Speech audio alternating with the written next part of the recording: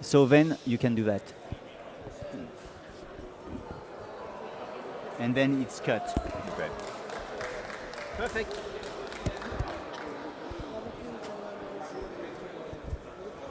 And maybe Are we doing? Do they do the medals right after this, or are we doing the medals later in the evening? I don't know because there were a change yesterday. Okay. We did, you see, for the first half of the day, we did this medal ceremony, and then the second half in the other medals. Yeah. But usually it should be just one ceremony. But for us, it would be cut before that. Yeah, no, I was curious because they want me to give medals today too with the French Federation president and the Okay, Italian Federation this is president. settled. Okay, Yeah. perfect. So. So many presidents. I know. Yeah, good. I get to play politics, and I talked to Remy yesterday, who's the French Federation president. Yeah. I'll probably meet the Italian one today at some point. And he's a good fencer in wheelchair. Is he? Oh, one of the best I've ever fight against in epee. Excellent. What a harm, yeah. I heard he was a good epee. So. And that's why I'm happy that he's here. Yeah. Promoting. So let me check something, Scott, because it's not running good. And Lucy is getting nervous.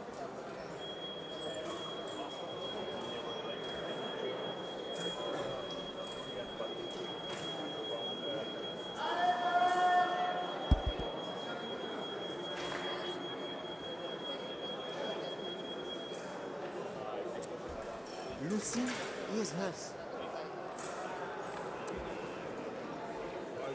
When are they doing you want me to do medals?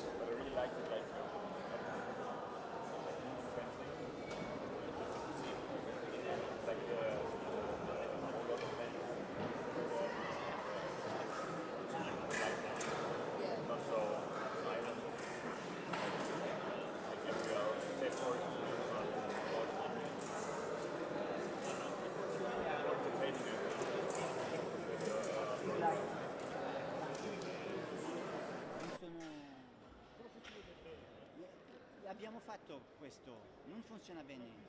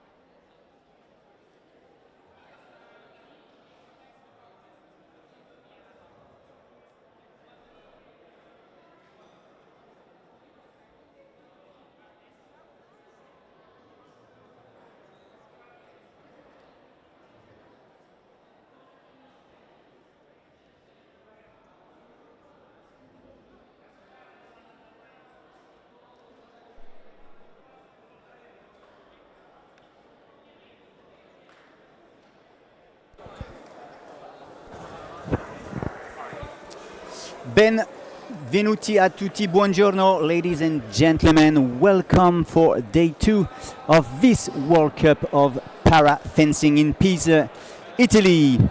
Yesterday we witnessed the majesty of Gianna and Cutia, the reigning champions who left it all on the piste. Their victories were hard fought, and they are back today hungry for more. As the Italians say, chi non risca non rosica. Those who don't risk don't get the rewards. And we are about to see if the Italians can cash in on that wisdom with the home crowd fueling with their quest for gold. With 30 countries represented and a record-breaking 180 athletes, this is a tournament for the ages. The absence of China, the top nation, has opened the door for new challenges, and they were thrilled to see so many fresh faces, including 10 newcomers from around the world. The stage is set for an upset, and we are ready for the thrilled ride. As the sun rises again over Pisa, we are launching into a new area of para-fencing. Every point counts, and every match matters. The road to Los Angeles 2028 is paved with the performances we see here today. So, let's get ready for an unforgettable day of fencing. The women's forward and the men's saber competitions are about to begin. And the tension is palpable here. Who will rise to the challenge? Who will fall short? The piste is hot and the drama is about to unfold. Who will be the one to write the script today? We will have soon the first semi-final in men's saber category A. You can see on the floor Oliver Lam-Watson from Great Britain on your left-hand side, facing from Ukraine, Andriy Demchuk. And before the presentation, I'm glad to share the box with Scott Rogers, USA, 3 times Paralympian bronze medalist and now president of US Fencing. Hi, Scott. Hi, Cyril. Thank you for having me. How are you today? Doing well and excited to be here and watch the exciting action. That's great. Let's hear the presentation and we jump back on this match.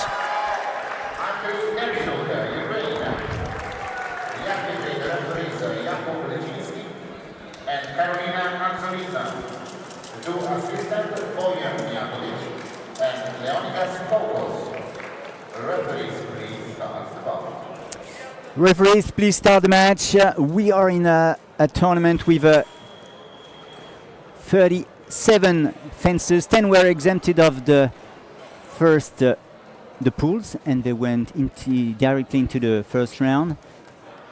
And now we are with the 4 best: Andriy Demchuk, Oliver Lam-Watson, Eduardo Jordan, and Julius Haupt.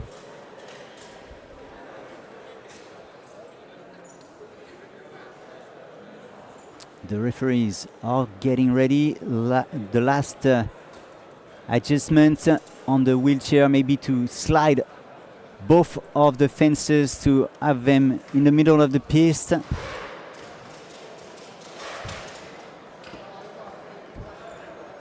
This will be better.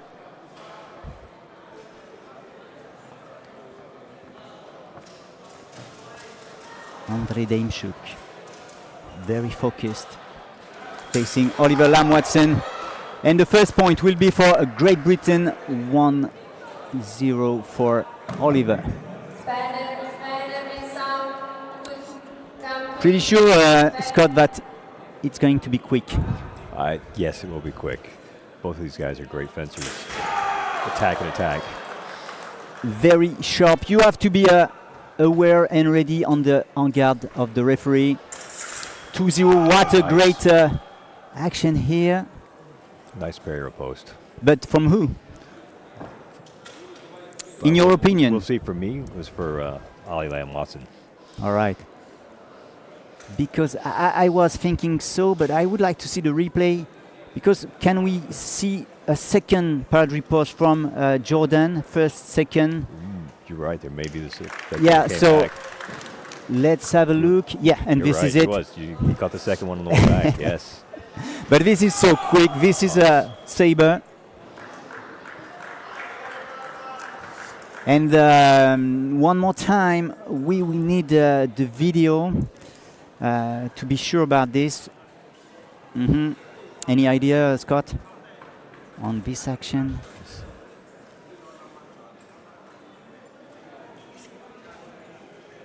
Not so easy. It's not very hard to tell. Yeah, and the referee is back and giving a little bit movement backwards to Demchuk, and the point for Lamb Watson.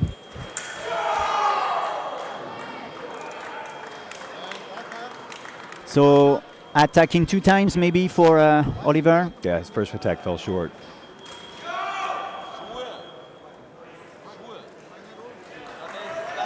It goes quick here, and yet 4-2 for the British.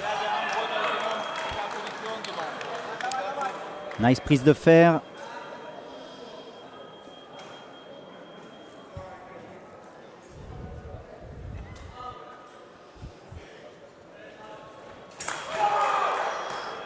That was heavy, no? Yes. Is Oliver Lamb Watson a bit hard because of the pressure of this match?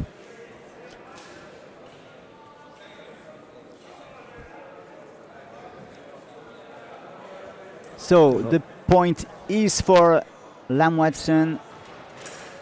Oh, he was too short here.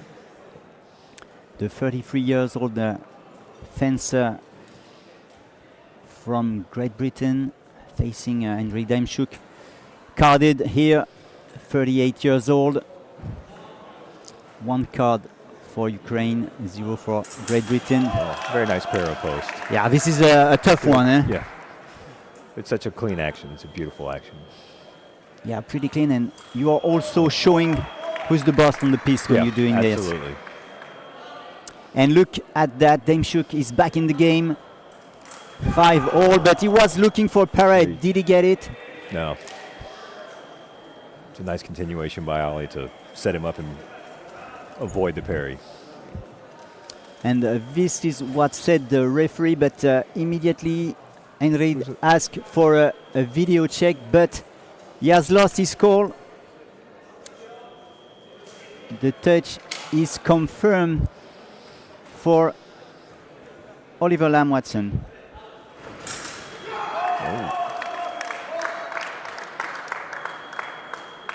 And a nice para post for Demchuk.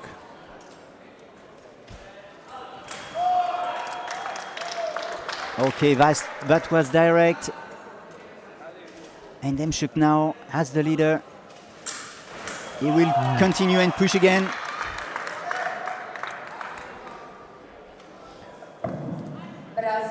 So what a start. Oliver was absolutely ready, but he was not able to face the experience. You know, Demchuk brought his head back into the game and then started to take command with the quickness of his attacks, and Lamb Watson hasn't quite adjusted to that yet. You saw Demchuk start to pull the distance and really lure Lamb Watson out to take both the para post and then let him fall short and make the attack. Very nice touches and strategy. So Scott, let's imagine you're the British coach. What would you be able to say now to Oliver? For me, I would be trying to set him up for the second intention.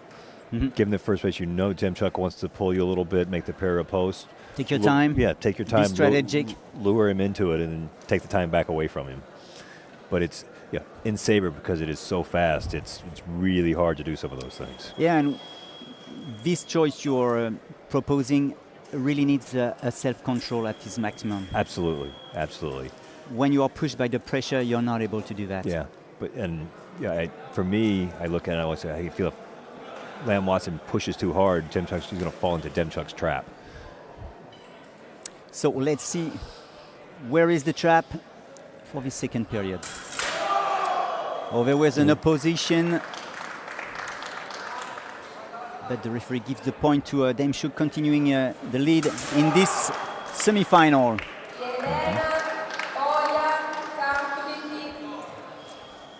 Boy, he has been touched on the other arm. And see, there's the trap right there. He set him up, brought him in, took the para post. Absolutely right. Oliver is absolutely lost here. How is he able to come back? This is important to do it now. Yes, like this. Oh, just short. Yes, too short. What a shame. He tried. But now... Well, that was it. Be more patient and work the hand a little bit on the way in. There you go. 7-13. This one is important, but we have a problem. Have you seen the referee? I did.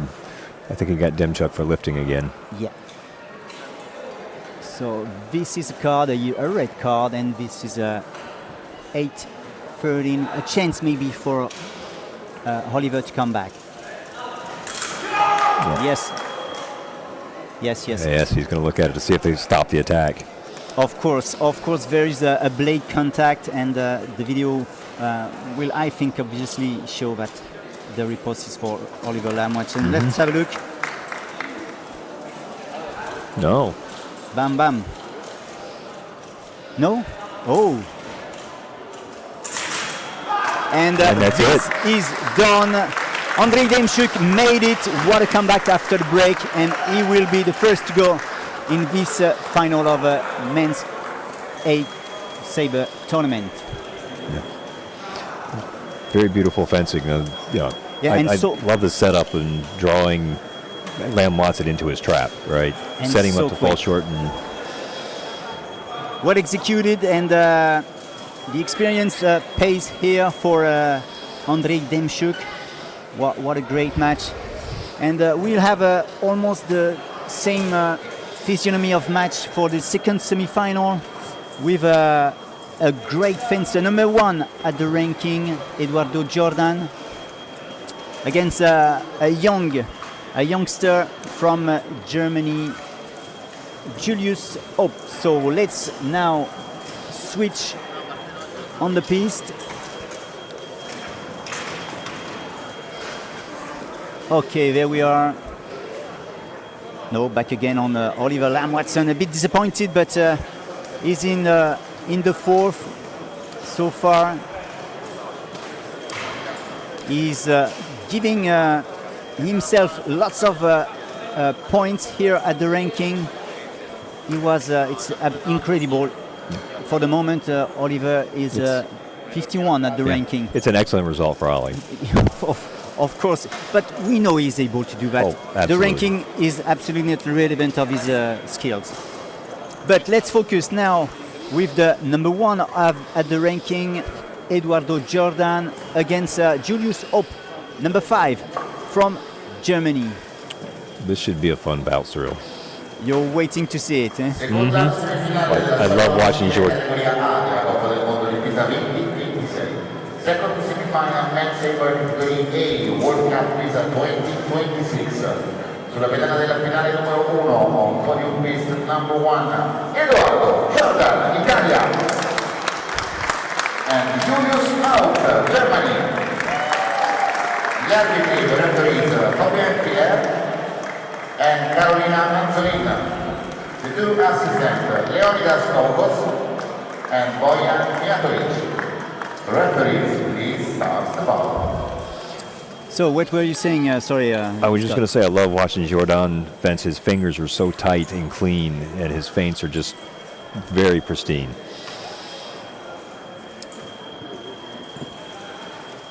The fences are ready, referee 2. I hope you are also ready.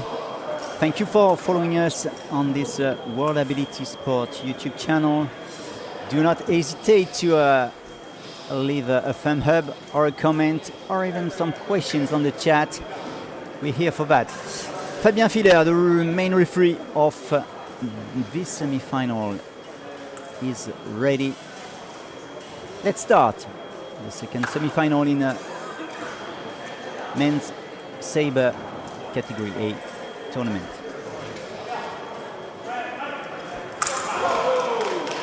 Oh, I would have said same action. I would have as well.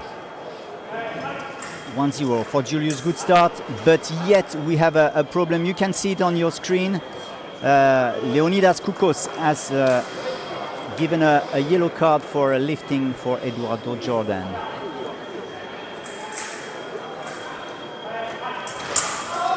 How do you think this card could affect the following of the match, Scott?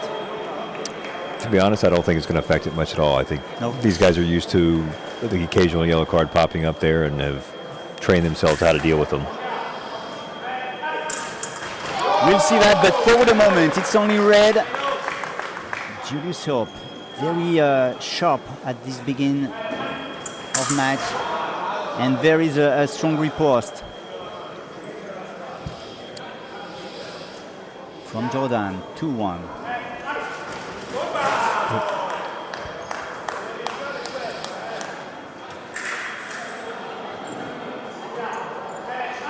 I'm pretty surprised, Scott, of something. What do you think about the distance between these two? It feels close. It feels so close. I'm really impressed. Yep. And that's why maybe they are so nervous. Mm-hmm. Yep, Hope went a little early. And this is yet a red card and 3-all.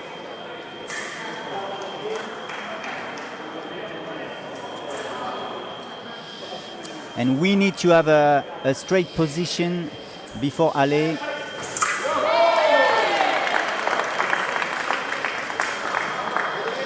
So nice closeout by Haupt. Well done. This is a balanced discussion for the moment, but of course I'm really impressed by this distance. It's so close. They will not discuss much. It's maybe a contest of speed. It is, and I think everything I've seen so far has been who's a little bit quicker than the other one. We see a little bit of back and forth, but not that much. Not much, and whoever goes first, you're watching Haupt be very quick and trying to attack Jordan's hand, and Jordan's trying to outquick him, coming back with the quick parry riposte. But these kind of games are sort of a B category way of doing. Very nervous. You have to be strong, but mentally so strong. So focused, mentally focused on what you're doing, and just right on that edge of always on the edge, ready to go. So there is a change and no touch. It was a good call for Julius Hope, leader still in this semi-final. Oh, what a line! Parry post, then missed the riposte and got hit on the remise. That's really you have to dare it against Jordan to do that. Yes. And there's the clean parry riposte. And we can see lots of oppositions. It's a fast match, but it's also a question of power. Mm-hmm. And these such subtle pull of distance to just make them fall short. I mean, you saw Julius there, just pulled just a fraction of an inch away. And it was enough. It was enough. But look at that, this was too much, this little movement before Ale, and this is one more point for Eduardo Jordan.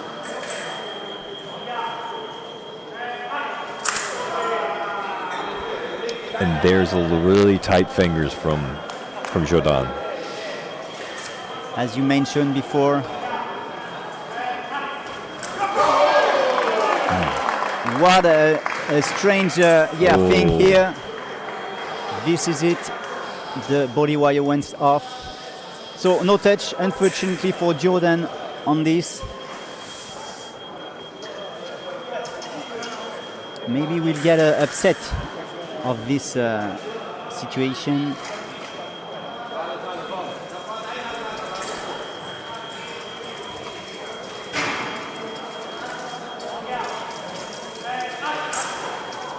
Oh, too bad. Not one more red card, please.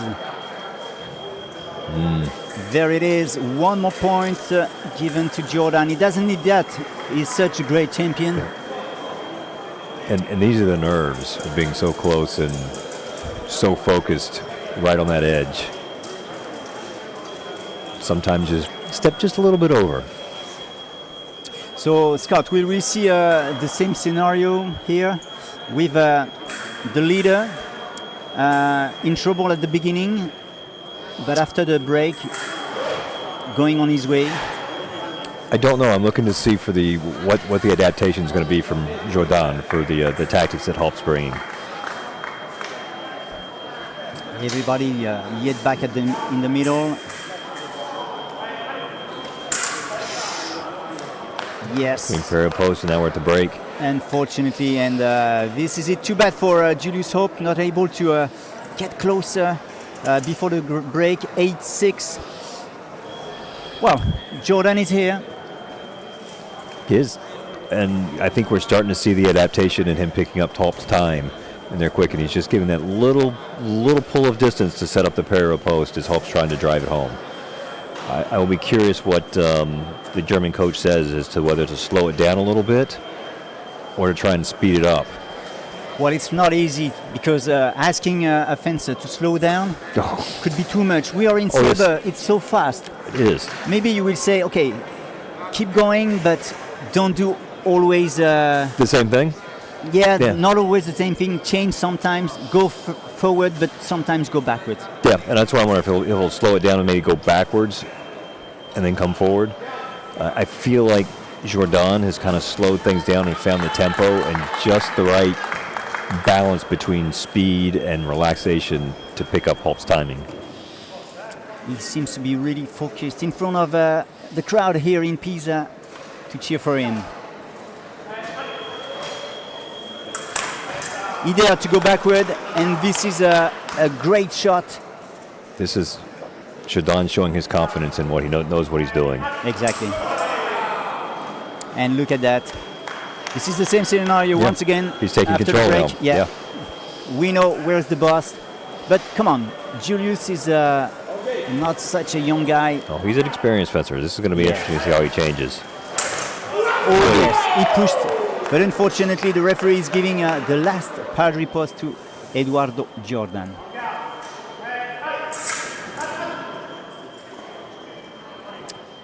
Well done. That was fair play from Eduardo, not insisting on this because the halt of the referee was before his touch. That feint, that little feint disengage or little feint cutovers are just so beautiful from Jordan. This is a one-way match, but we have a lift here, so that will be a red card for Eduardo Jordan. 2 red cards for Opt 2, even if you don't see it on your screen right now.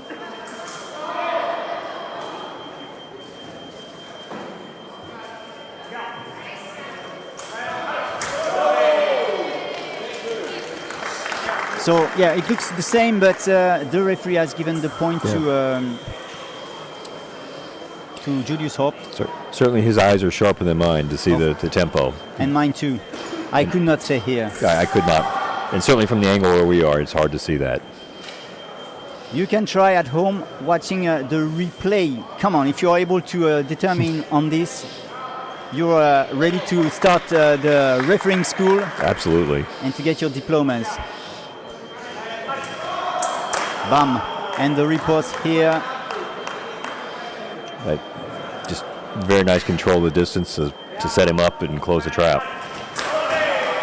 And he's changing sometimes, accelerating, trying here to prove that he's... You have to be always aware about what he's able to do because he can change sometimes. Well, change the tempo, keep him honest, right? You'll expect him to go back every time. It's like, okay, well, let me go forward. It's a good change of tactics. The referee thinks they initially thought they both went together, and he's taken. Jordan's asked the referee to take a video look, so we'll see what the video says.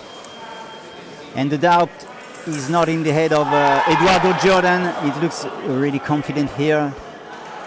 The doubt might be much more in the Julius Hope's head so far.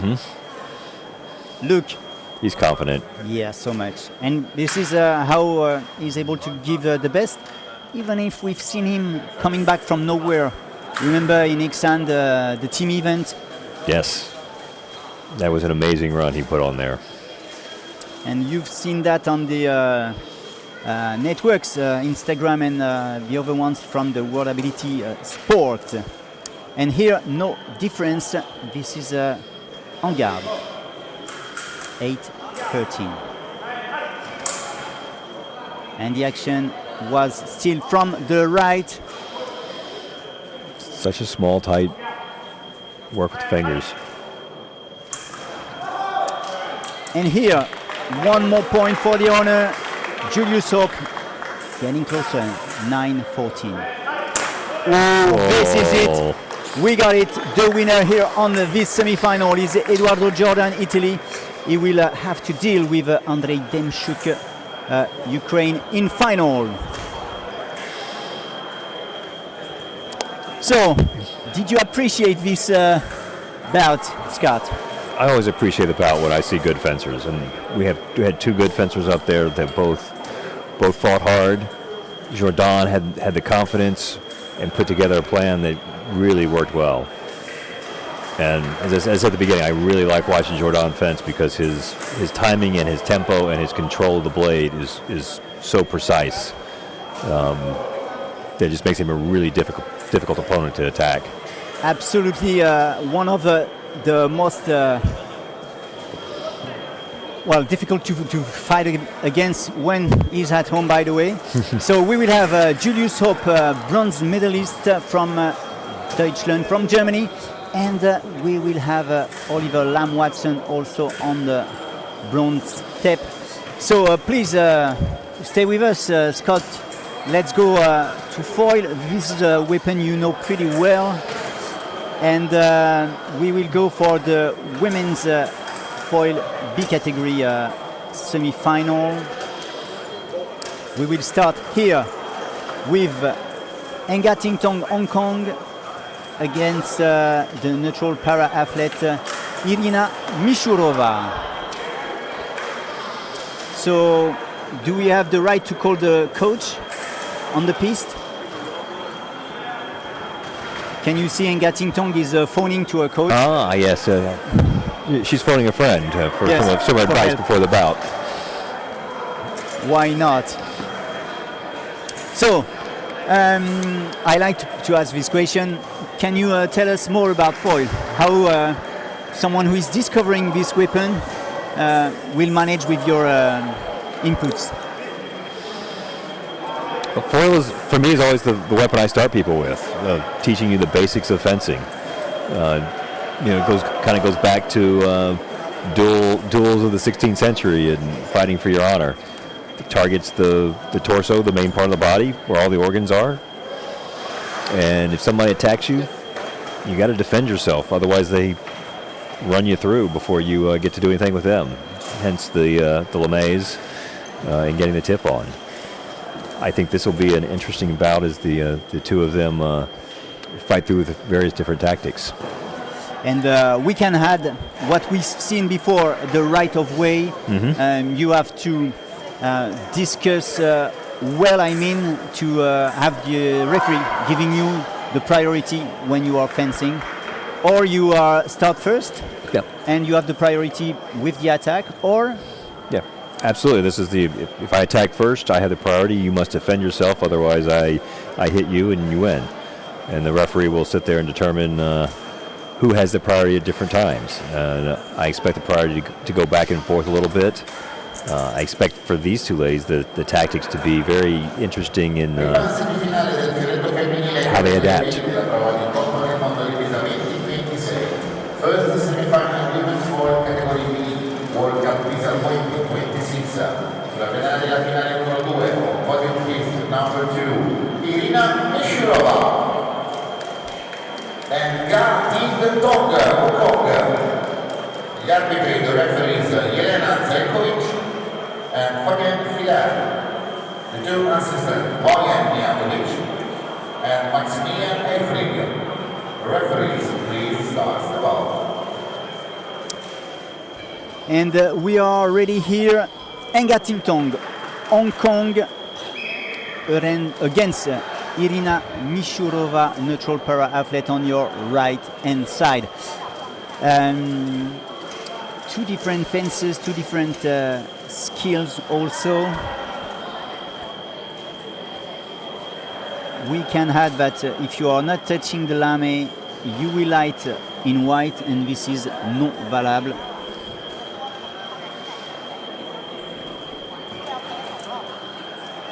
Enga Timtong, who did good yesterday, will she still be on this momentum here in the foil?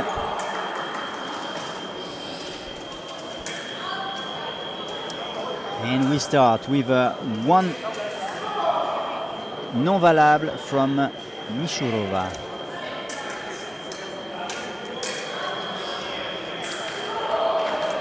First point here for the right position.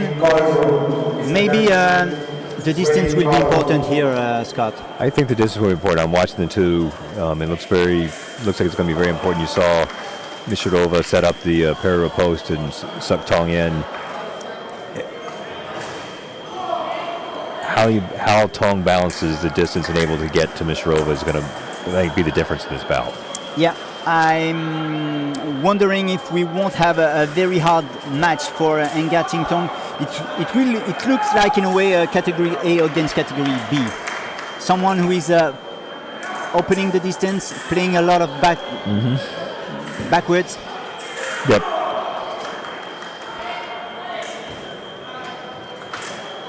I think that's the key is for Tong to get out and to bring Mishurova a little bit forward to be able to take that riposte back away. But Mishurova just doesn't have the explosiveness that you might see of an A pushing on a B.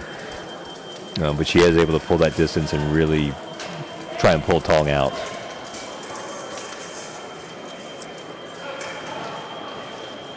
Come on, Enga, you can do it. Of course, this is your first point, a good one. She has to be confident on her fencing to come back in the match. Unfortunately here, it's not working. 3-1, and now 4-1 for Mishurova.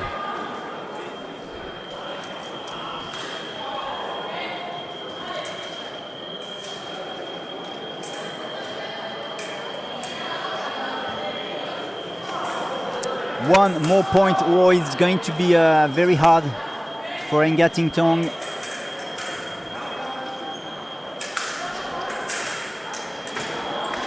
Yeah, Mishurova is playing the para post game and just waiting for Tong to come at her. She's using her hand, which looks to be a little bit stronger than Tong's hand, to push her around and control the bout. So, do we have here, with this pad riposte, the second point? 5-2. She has to find the solution.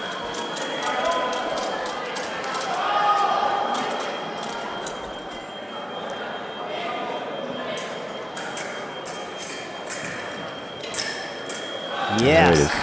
That was not easy. That was not an easy one. It was not an easy one, but she sucked Mishurova forward, so she had a place where she could really hit her.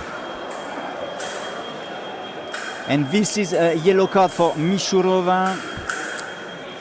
Mr. Danchuk, please go immediately to the goal room. Danchuk, immediately at the goal room.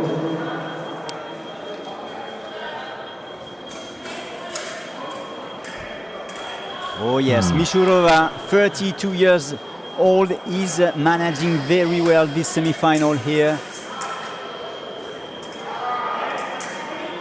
Using her length to adjust her attack and her riposte.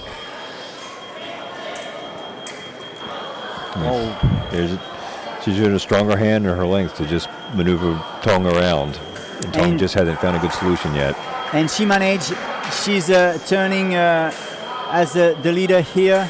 Last time these two fences went on the piste each other, it was in epee, and Tong won 15-9. It was in a quarter of final yesterday, but today this is something really different. Even if when you have a bigger body, I would say it's easier in epee, but here she managed well with the right of way. Yes, she is, and I think she's using her bigger body to really push Tong around, a stronger hand to move the blade, and Tong just has not found a good way to get off that and to take advantage of Mishirova when she's coming forward.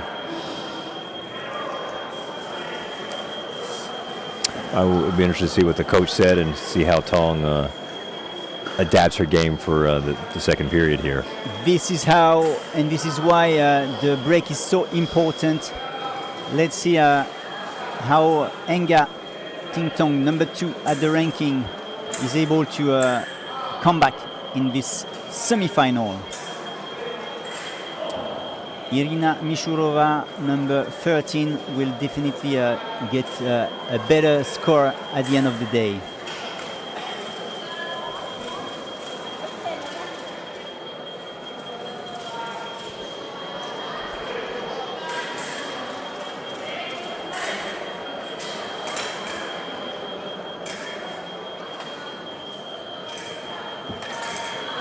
Yeah, she's working a lot, trying things, not pushing too much. Yep. She's trying to get Mishirova to commit.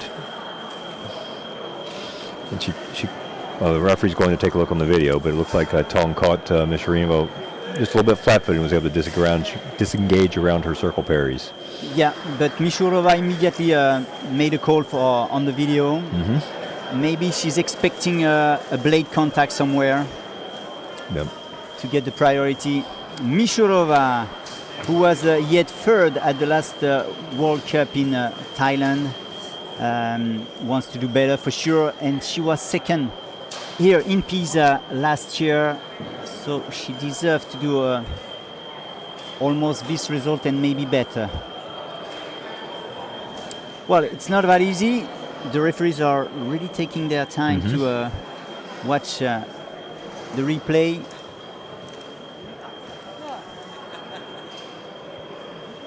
Demchuk to the court room now, please. Demchuk court room now.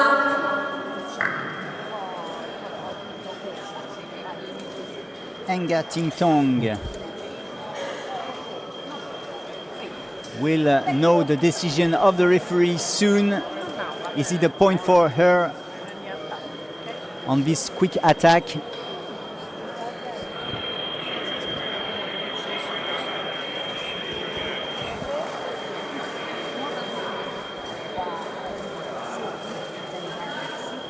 And this is confirmed. Point for Enga Tingtong, just 4 points behind. But what a challenge to come back here.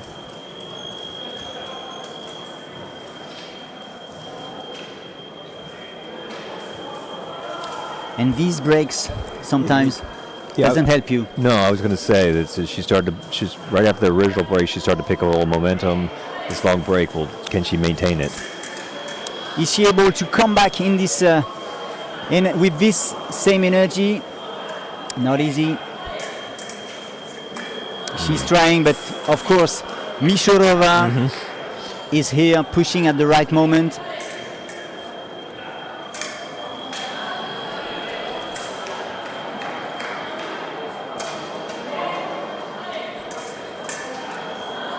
There was a quick blade contact from Mishirova.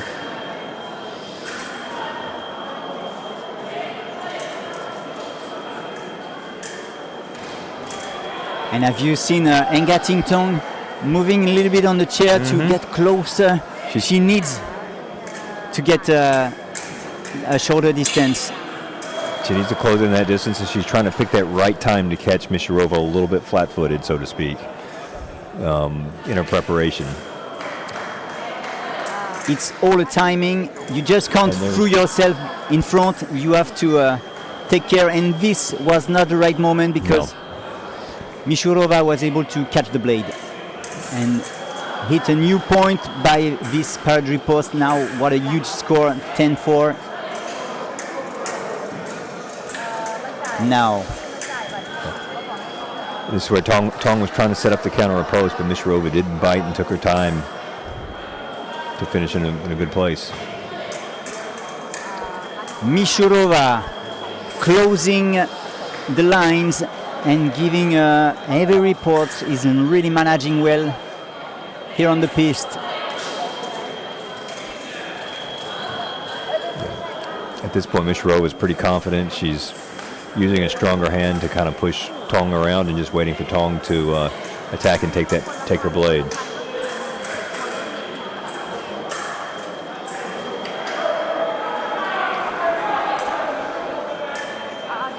Oh yes, that's very well executed here.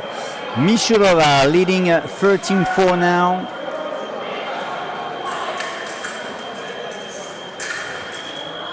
She's pushing slowly.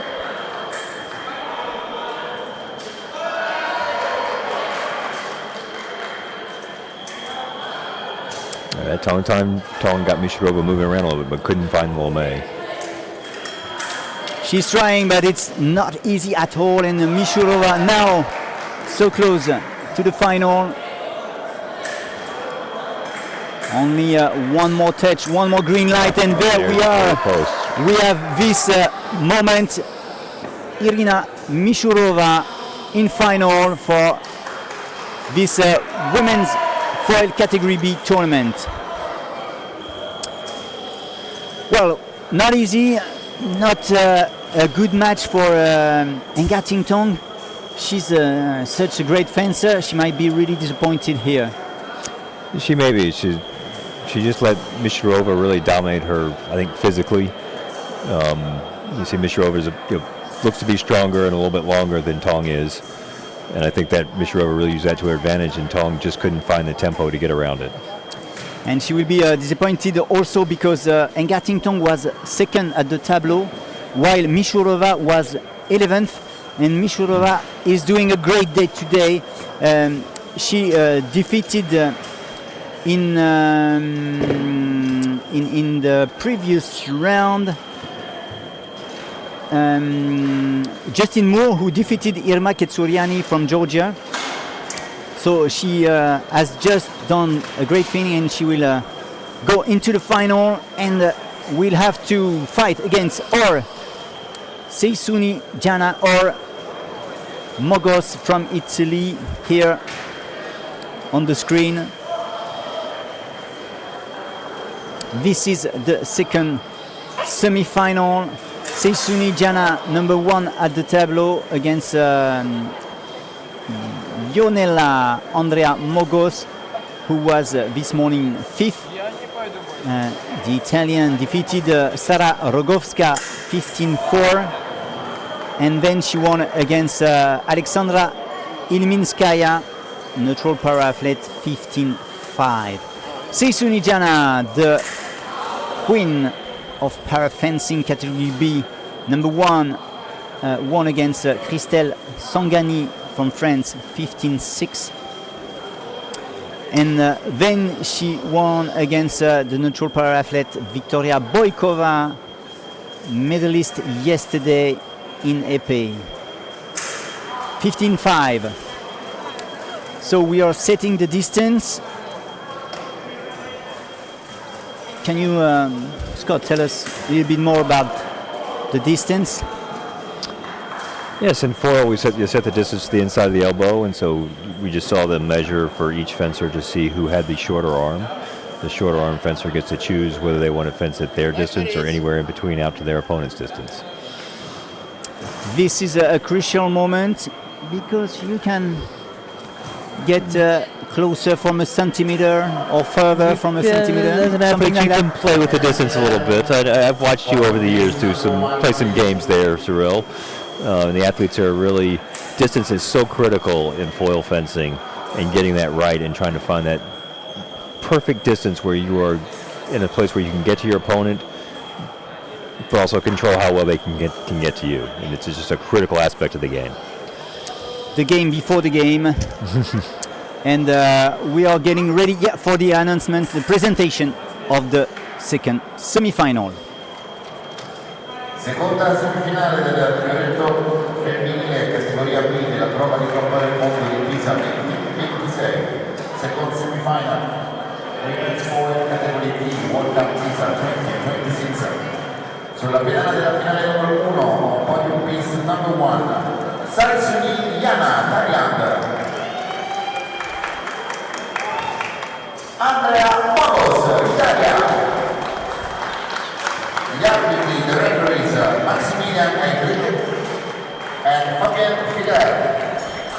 The two assistants, Jelena Zerovic and Bojan Mijatovic. The referees, please start the ball. Referees, please start the match once again. Are you ready to follow us on this World Ability Sport YouTube channel? Seisuni Jana, Ionela Andrea Mogos, these are the fencers here trying to get into the final. You know, Cyril, you mentioned the distance. I think in this bout, controlling that distance is going to be a huge aspect to see who wins. And I think both of them like to have an open distance, so let's see what it will give. Oh, that's strange. What happened here? It lights in green, but we also have a white lamp. Maybe we were not in a foil? We may have been in saber mode. Yeah, something like that. It never got changed over. There we go. Ionela, 37 years old. Seisuni Jana, 51 years old.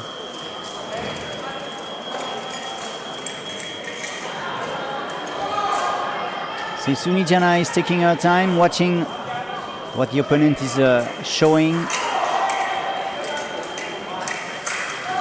Controlling with a good defense, but in the end it's the second parade which is good. 1-0 Mogos.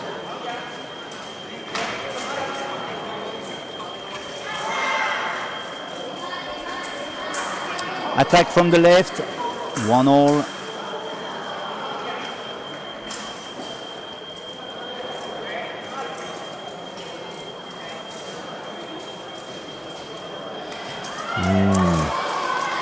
Well, we have a big distance between these kind of actions. Looks like epee. Well, it's interesting to watch both fencers try and bait the other fencer into who commits first. They're both kind of giving an imitation. And even if she raises her arm, raise a fist, the point is given to Mogos. 3-1 now. We saw Jana in difficulties yesterday. Even if she won, it was not easy. And I think she's not in the best. She's not in the best form right now. Yeah, form to go for it. Yeah. It's another nice clean attack by Mogos. Mogos is controlling the distance and is just a little bit quicker on those attacks. Mogos is maybe the new number one because she has catch the gold medal in Nakhon Ratchasima last World Cup, and she did the same in the World Championships last year. She's doing good, and there we are, 4-1.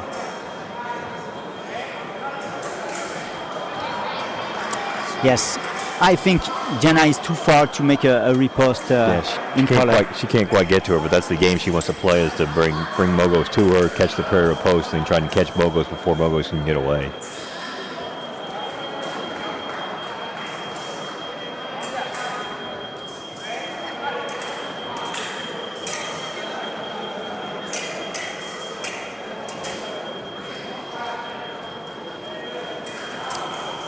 Jana is playing defense, waiting the right moment to jump with the priority. And this is not done because there were a blade contact. Unfortunately, it was very little, but enough to invite the referee to give the point to Mogos. But we have a call here. Any idea, Scott?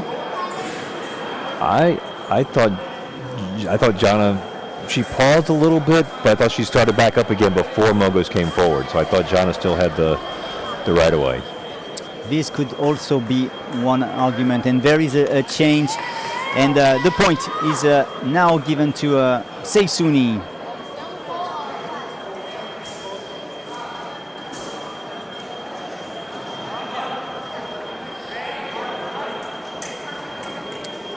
She needs almost another one to come back, and it's very important for Jana that she doesn't let Mogos lighting in color now.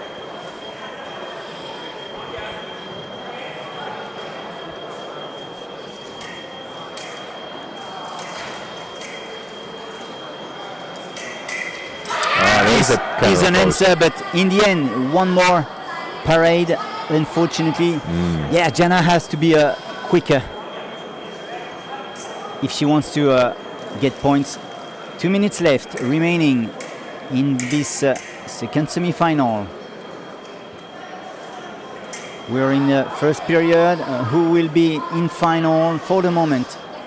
Little advantage for Ionela Andrea Mogos.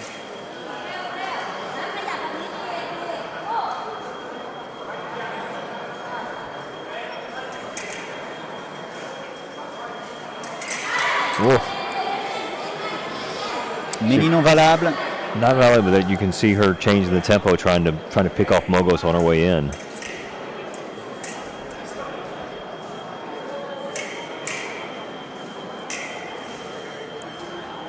Oh, it took Jana stopped. No, not that much. That was not a stop. That was just a small break before coming back. It was a nice exchange on the post there. That's a discussion that is nice to see.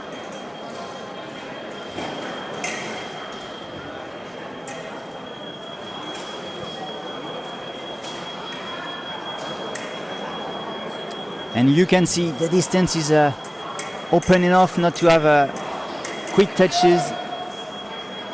Both of the fences have to build the point. They're both trying to pick the right time. We've seen the multiple exchange of her posts to build to the exchange. I love to see that we're going 4 or 5 actions deep here as you build it up, and so your first action sets up the second, and the second sets up the third before you can finally catch your opponent off guard. 1 minute nice left, and this is a great shot for Ionela.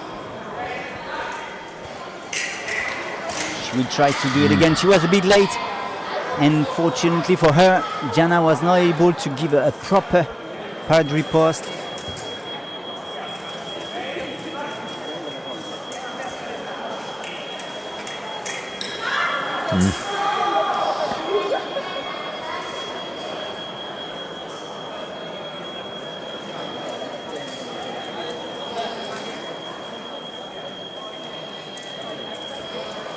So we have to be dressed perfectly when we are doing fencing. So let's adjust the lame.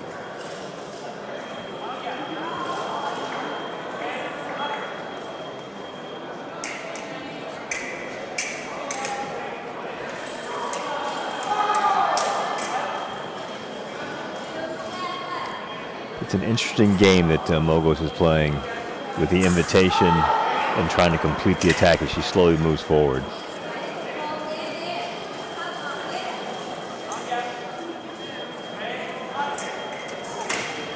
No, two down. Maybe both of the fencers are a bit tired yet. It's not so easy to keep the tip at the right altitude. Yes, keeping it at the right height, and she dropped her shoulder just a little bit and hit just short of the lame. was John on that previous touch.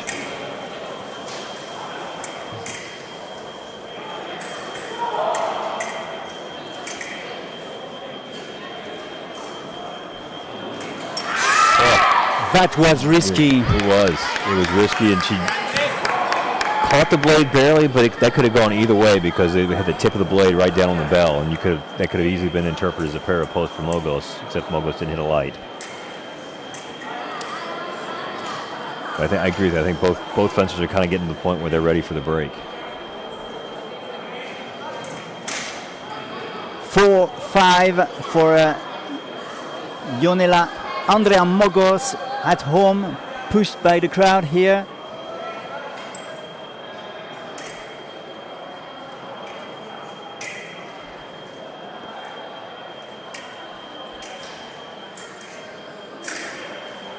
No. When you're tired, the precision is not here all the time. I think she saw the same hole I thought I saw, which is a little beat. Was not able to really control the tip to make it around Mogos' defenses.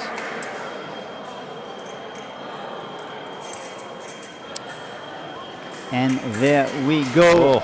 This is the end of time. So we have a 1 minute of break. 5-4. Yes, Jana is showing that she's not absolutely here today. Yeah, she's not quite in the form we've seen her in the past in some of the various events. You can see her trying to fight through that and trying to pick those right moments to really attack Mogos. But she's just having a hard time getting to Mogos with Mogos' distance. And Mogos is remember she's really trying to use her distance, use the quickness in her attack and her ability to get away quickly against Jana. So maybe the Thai coach here will be pushing. She's pushing always a lot. Mm-hmm. And I hope she will be able to give this little energy, precision, which is missing for the moment to Jana.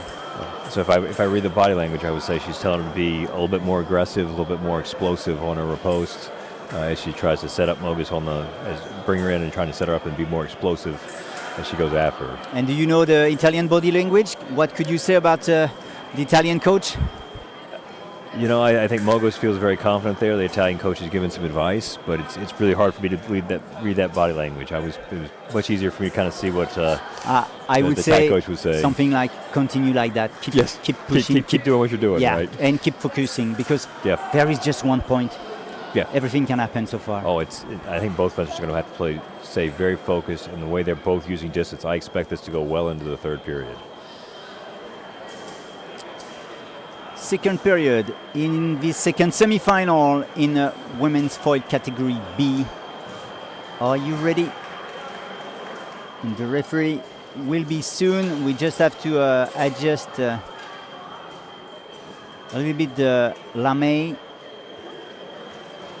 You have to wear it very tight. You have to make sure it fits properly. The lame should sit just right on the top of the hip bones. And so they're just asking Jana to pull it down so it's where it needs to be when we start the bout. Seisuni Jana, Asian champion, Paralympic champion, has done a second place in the last World Cup in Nakhon Ratchasima at home. She's not that strong as she did it in epee.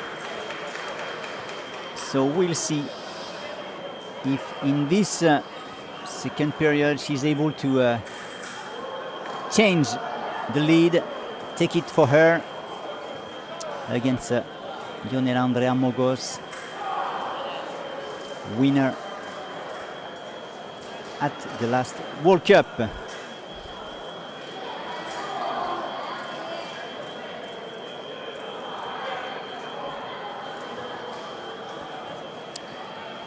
Not ready yet. The referee likes to take his time. So everybody set just perfectly for us to get started here again.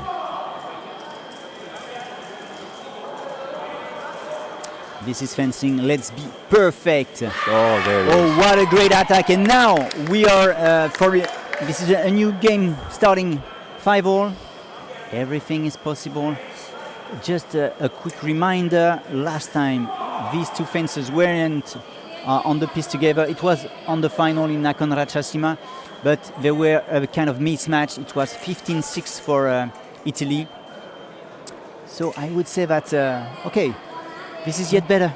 This is better. I think that first touch right after the break is exactly what the Thai coach was telling Jana to do. Yeah, but she has to keep on going like this. Just got to keep that focus in. Yeah, and Ionela is pushing, taking back the lead by a point only.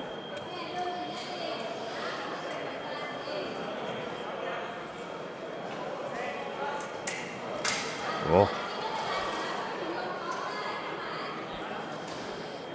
That was a game that beat with the disengage.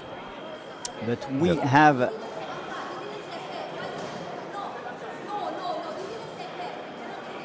you can't see it on your screen, but there is a big discussion with the coach and the referee saying the coach is saying you can't give a card here without making a call before, because Seisuni was not standing straight in a wheelchair.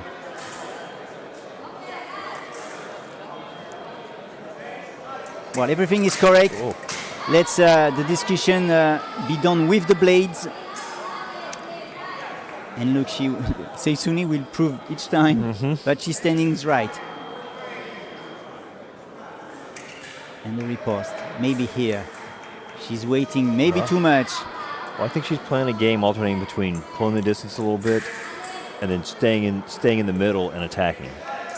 And there's that stay in the middle attack, take the blade with the disengage in the attack. And so I think you watch her back and forth. She's kind of alternating those two tactics to keep Mogos off on her toes.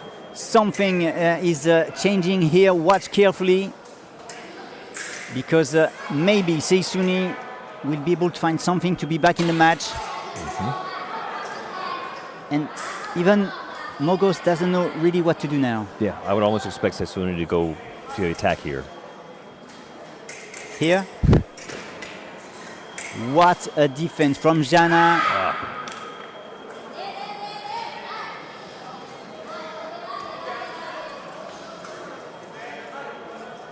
And maybe you don't see the Thai coach, but she's doing a big job to push her athlete and also to manage the referee.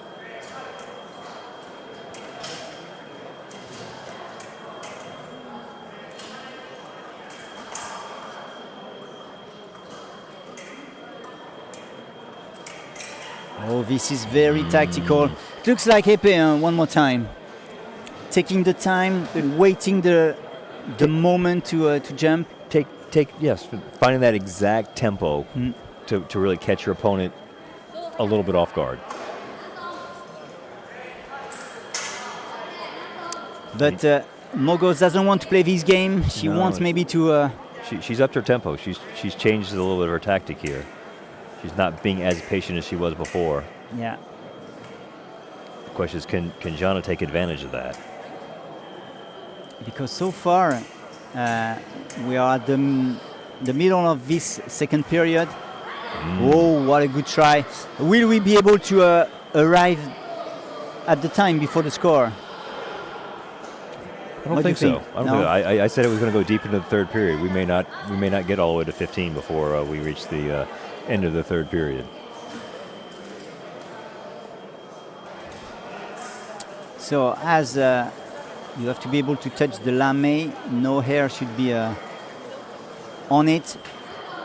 This is better, but I'm sure this will not last. In two touches, we will have to do it again.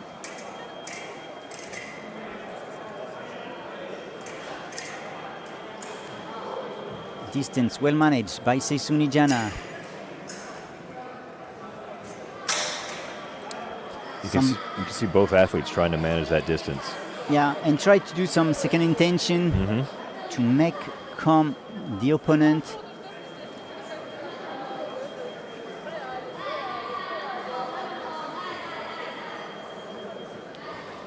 Five, 6. What a hard match here for the fences.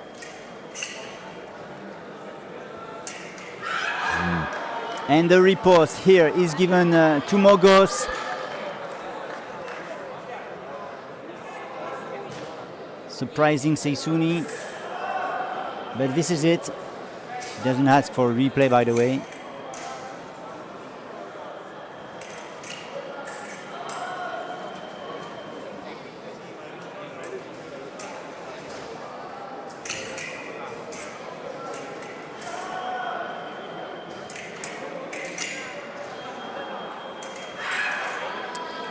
That's the game for Jana, is to suck her in and take that blade on her way in as Mogos is starting to bring her preparation forward.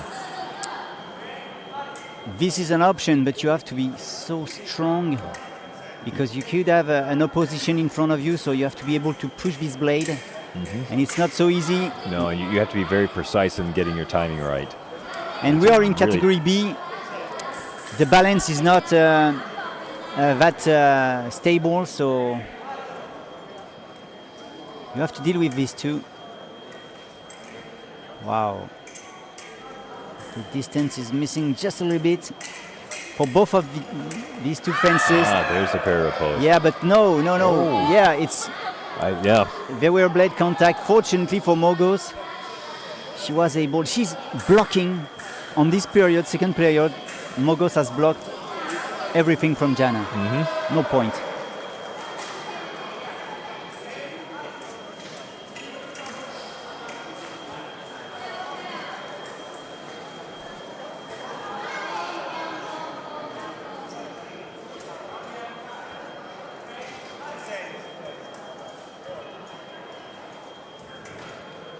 Yeah, even Mogos is a little bit far.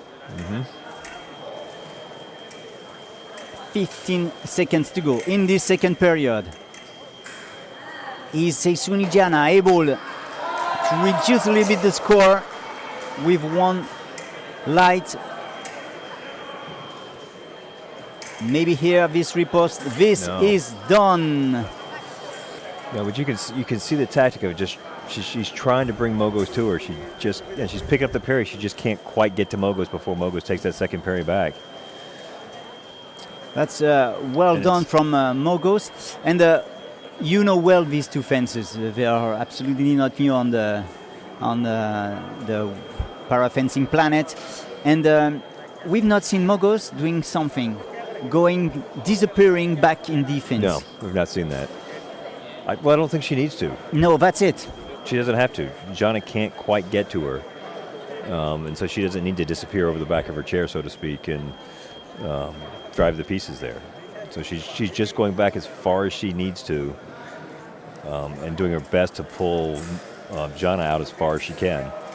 So imagine she got even this with her in case of emergency. She's able, if Jana could reach her, to go very back, much more backwards in defense.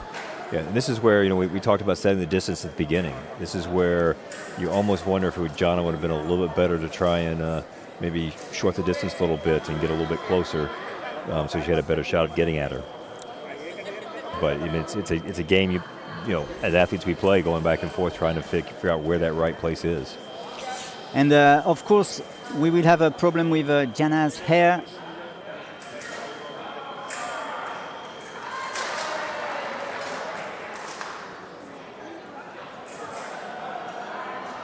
Beam, and there is a card for that, and I think the referee won before, so he did one before, and we just come back after the break, so I mean we should be able to start a proper match right after. Okay, too bad for Seisuni Jana. This is a very easy touch given to Ionela Andrea Mogos. 8-5. Will it make the difference? I don't know, but I don't think so. I like when you're optimist like that. But I would say, to give another voice, that for Seisuni, who is not able to reach easily, This is one more hit of hammer. Yeah, you don't need. That's why I don't think it's going to be that much of an. Well, it won't. I think Sessuna's having a hard time getting to Mogos, and so I don't think we're going to come down to a one-touch piece. And there we are. One good point for Seisuni. 6-8. And the referee, one more time, is asking to get a clean lame on the hips.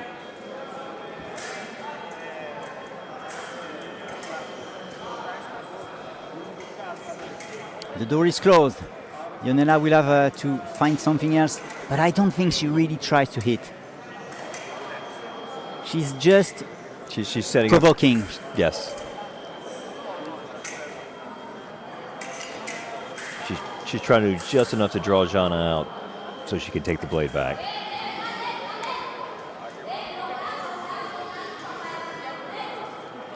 And Jana, to her credit, is being very patient and not biting into the trap that Mogos is setting.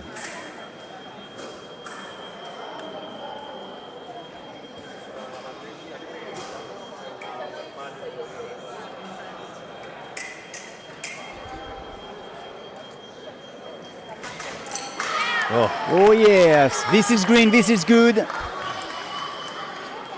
Now we have a 3 points difference.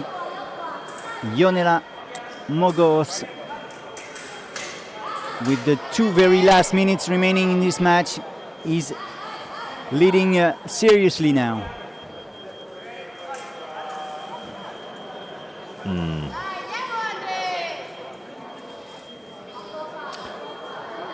And I think if Jana's not very careful, the bout could get away from her right here. We're down to the last 2 minutes. She's going to have to push a little bit to try and make up this difference, and it could really get away from her.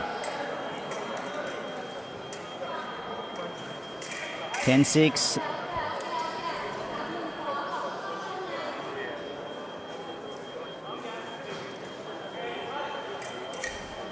There we go. There we go, yes. Let's see if Jana can make a little run here and bring this back.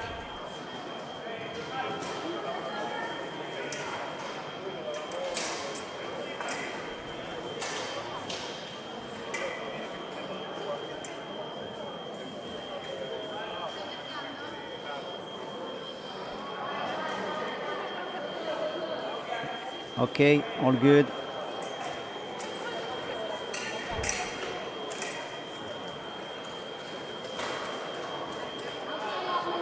But Mogos continues to control the distance here. Not quite giving Jana the opportunity to hit her.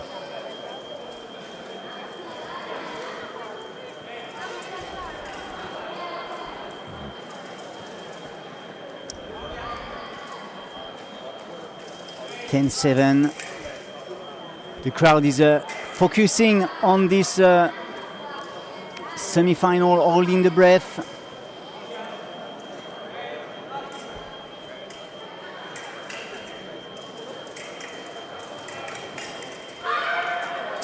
And in the end, this is not a red light, this is non-valable. No touches so far.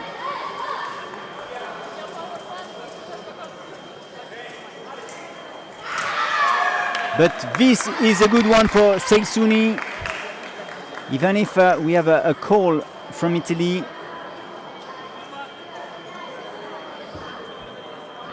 So,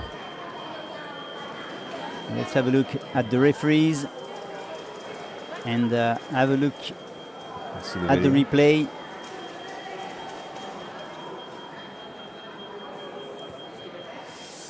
Well, is it obvious enough? For me, it is. Yeah. We'll see what the referee says. And this is confirmed. This is point confirmed. for Seisuni. At 2 points now from the lead. Still possible, but watch out. The time is getting smaller and smaller.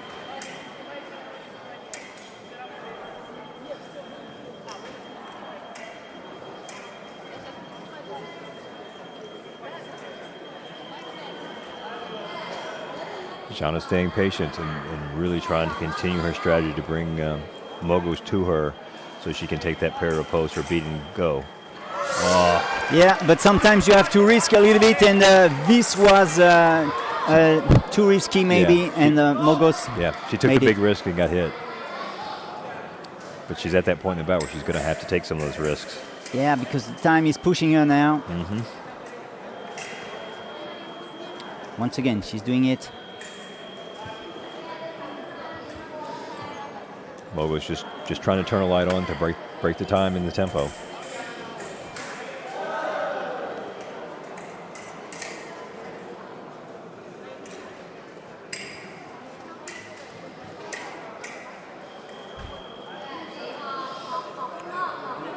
.50 seconds remaining.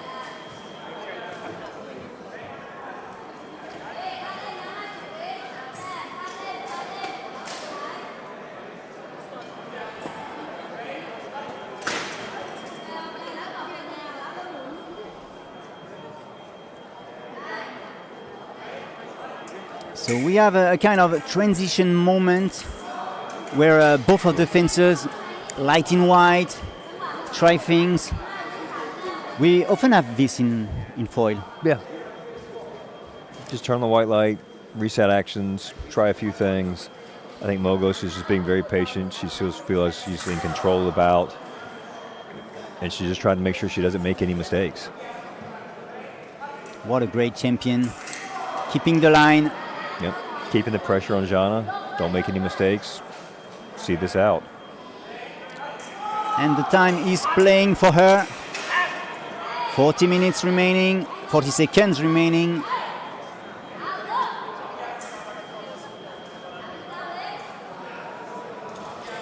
Jana really needs another touch here to really put the pressure back on Mogos. We are close now. Watch out. Even if the gap is huge, it's still possible for Seisuni Jana. But she only needs red, no green lights.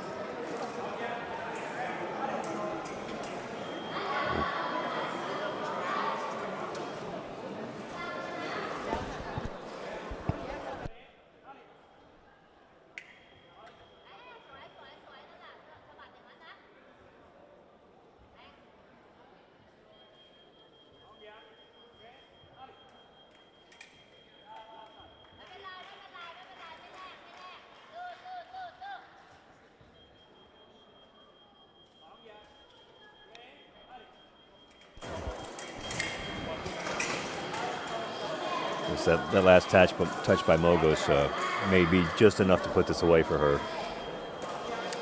And watch the clock. 22 seconds.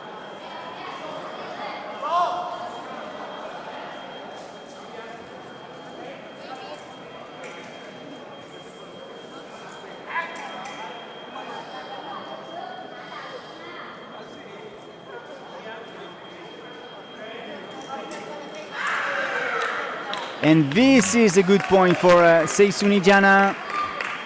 She did another quick touch here to really put some more pressure back on Mogos.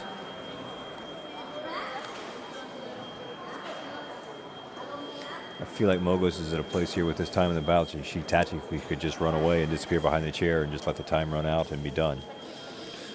So it would be interesting to see if Jana can take advantage of that, or take advantage and catch her before she gets back. Yeah, taking the advantage, but is it possible to do this in 15 seconds? I don't know. It's going to be tough. Imagine. But it could be for history. Yes. A great thing to show that, okay, it's still possible even if the time is already running against you. I think the real question is, will Mogos make the mistake of trying to be too aggressive versus just running away and letting the time expire? I think she could run away and just just not let Johnny get to her. The rule will not impeach her to do that. Yeah, it's just we're down to 16 seconds, so she turns on a white light somewhere and. Referee said nothing, no nothing difference, done. no touch. Oh, that's very disappointing for Jana. Yeah. So will Ionela disappeared on the wheelchair. she could do this for 16 seconds to get her the key to go into the final. Wow, so many dead times. Come on. It's like everyone is having fun of this situation. It's so good to be here. Oh, it is so good. You want to this time to last forever.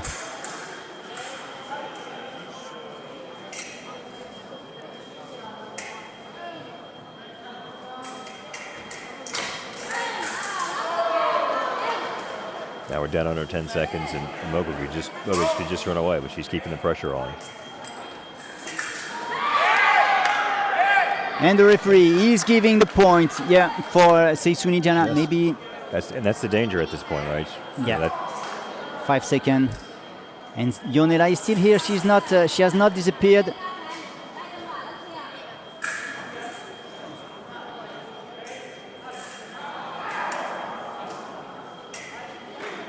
And this is done. Ionela Andrea Mogos didn't disappear.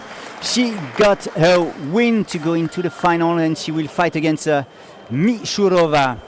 What a pity for Seisuni Jana. She tried, but she didn't manage it. She did. She had some very good tactics to try and really pull Mogos out, but just couldn't quite fully pull it together.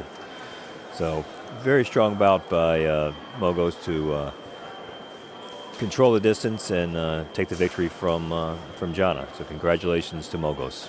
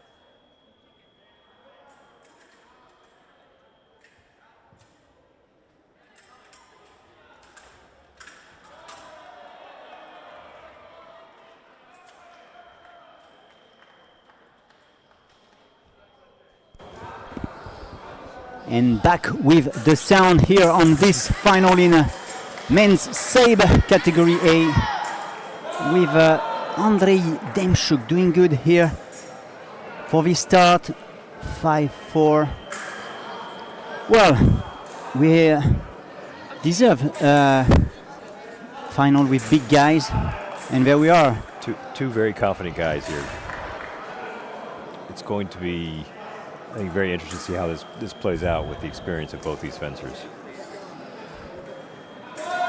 And what a great start for Andrei Demchuk, able to change the hegemony so far from Jordan these last moments. That was the tough guy in sabre, and to be able to lead, even if it's only 2 touches, is yet a good challenge managed. And there it is, the point is confirmed for Demchuk.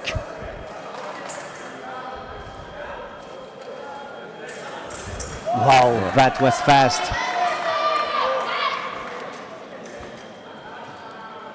Nice one. Player post on Demchuk takes us to the break at 8-4.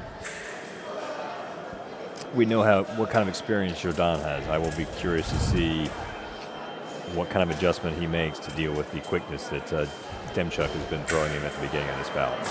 Yeah, for sure, Demchuk has done a great start, but in his head, the thing is how to be able to continue. Yeah. And you can see Artem Monko, who is a world champion, world-class coach here, Well, to help his teammate. yeah. Well, Demchuk's been doing a great job. The thing is, Jordan is a very good fencer. He knows Demchuk cannot continue to do the same things, or Jordan will pick up the time and just change the game on him. So Demchuk really needs to continue what he's doing, but also change what he's doing to keep Jordan on his toes and not let him know what's coming. Because if Jordan can pick up what's coming, he will make a run and bring this back close really quickly. Yeah, but what you say is easy to hear, but not easy to... It's easier said than done. Yeah, and to even sometimes to understand. And well, last time these two fencers were each other fighting, it was here in Pisa in final. So this is the revenge. Last time Eduardo Jordan won 15-13. And we could say that Demchuk learned the lessons. Mm-hmm. Well, I wouldn't be surprised if this bout ended 15-13, one way or the other. Oh, that was a great one. Well, for me, they were a blade contact, but the referee is giving the point to Jordan. Fair enough. 9-5. What a nice movement. Jordan is a great fencer because he's trying parades everywhere, not the classic ones. Third, fourth, and fifth. He's able to go higher. He's more aerial. And maybe... What a beautiful press and push back. I will be curious what the referee says about this, but for me, Jordan had a very nice parry push back. And this is exactly what he's saying. We are here with this point for Jordan, back in the match, maybe back in this final. Yes, he waited enough. We did. He did it. You have to be so confident at this moment. I know. And Demchuk is saying, okay, he waited, maybe he has lost his priority, so I have the right of way. Yeah, I think that's what Demchuk's arguing. But for me, the first attack came, it stopped. Jordan was very patient in a slow initial piece before completing. And I think this is what we see in the standing fencing. Mm-hmm. And I like sometimes this because it gives a kind of a breaking the tempo. Mm-hmm. And everybody is a little bit lost, but I think it's so beautiful. And this is it. This is confirmed by the referee. Point for Eduardo Jordan. Back in the match. Only 2 touches gap, and now only 1 because there is an opposition. And in the opposition, there is a parry post from Jordan. Wow. Here comes the run. He said you got to keep him off his guard. Jordan is so strong. Il Diavolo coming from nowhere, back in the match. Unfortunately for Demchuk, this point is for him. He's taking again the lead by a point only. Oh. Yes, the distance is making the difference here. Jourdan with a little invitation on the way back, just couldn't quite close it out. Oh. Yes. Ooh, bad hit on the head of Jordan. I hope it's not too problematic. 11-10. Wow, this is intense. You know, Cyril, this may be a 15-14 bout when we get to the end. Okay, we'll see if you are able to the read future? in the future. Yes.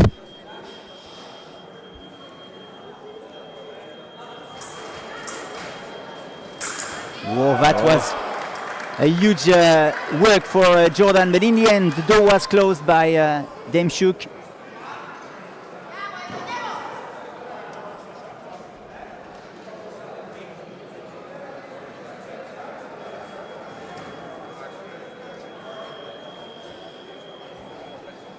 Jourdan did a really nice job closing out with the push, but pushed so hard that he damaged the saber. That happens sometimes. Look, he has the choice. He still has the choice.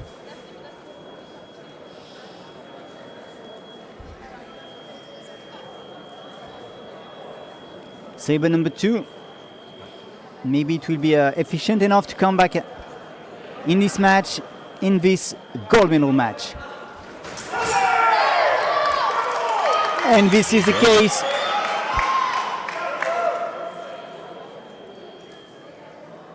Every touch matters now.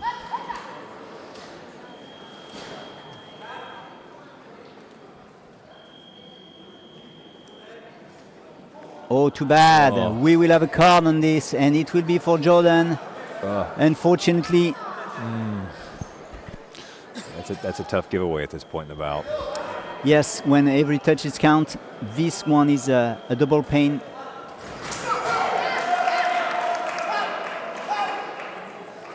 And Demchuk really knows that it's now.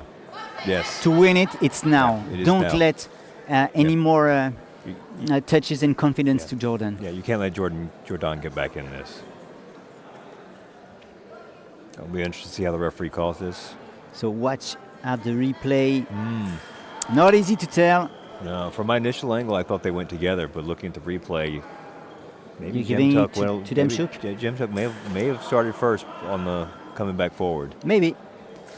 So the referee is back and confirming this really important decision.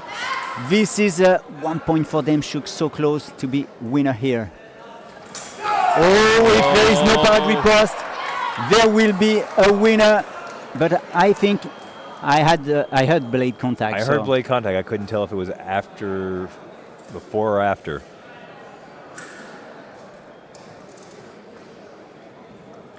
Andrei Demchuk, number 2 at the international ranking.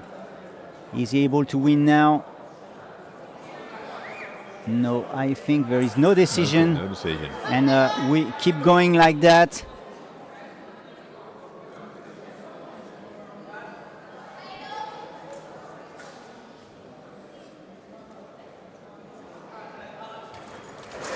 Oh yes, Oh, there it is. he did it, but wait, we have a problem. We have a problem.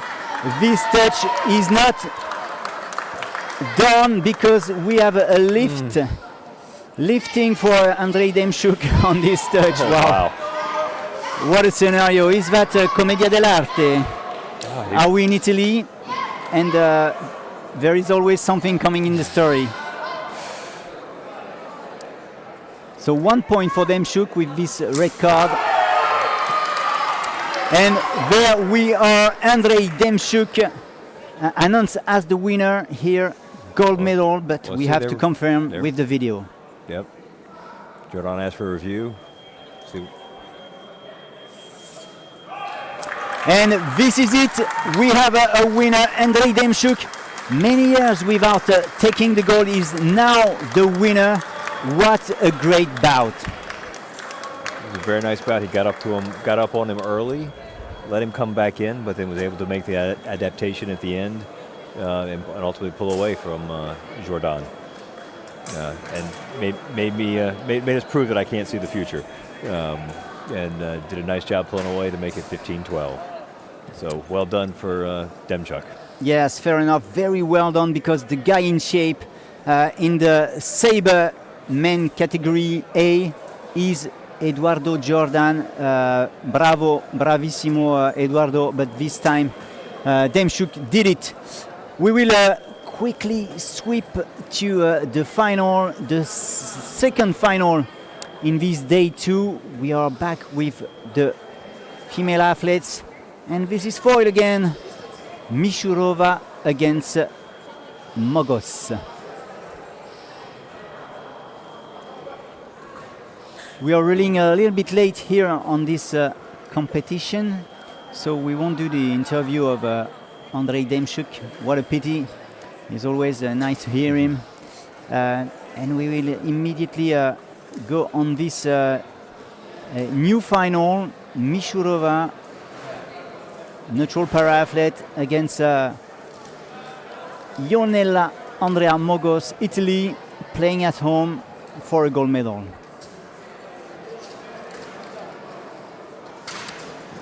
So we will have, I guess, particular distance, and I want to hear you about on this before I say my thoughts. Scott, what do you think? Well, we're checking the distance. I think Mogos is going to control the distance. I'm not sure Mishurova, even with her long arms, is going to get far enough away. And watching the two previous bouts, I think Mogos has got a lot more mobility than Mishurova. Mishurova is a little bit more static in her fencing, even though her blade is very tight. Yeah, even if she's static, she's playing long, and Yeah. I'm sure she will prefer to have an open distance. And this is what we were talking about previously. What's going on here? You can't see perfectly because of the referee, but this is really important. Not to leave a centimeter to your opponent, because here it seems to be nothing, but during the bout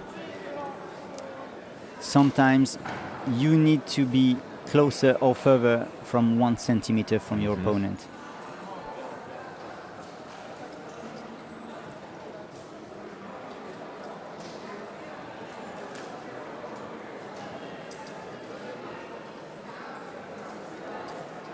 It will be interesting to see if Mishurova can do more with the mobility of Mogos than Jana was able to do. Jana really tried to play Primo e secondo posto nell'azionetto femminile categoria B della prova di Coppa del Mondo di Pisa 2026. Women's foil final category B on World Cup Pisa 2026. Sulla pedana della finale numero 1 on podium piece number 1 Andrea Mogos, Italia. Mishurova. Gli arbitri, the referees, Gerald Cherk and Maximilian Elfried. The two assistants, Bojan Mijatovic and Jelena Zelkovic. Referees, please start the bout. Let's get ready for this second final in day 2. Make your choice. Thank you for watching us on this World Ability Sport YouTube channel. Do not hesitate to leave comments or ask questions. We are here to answer you. But now let the blades talk.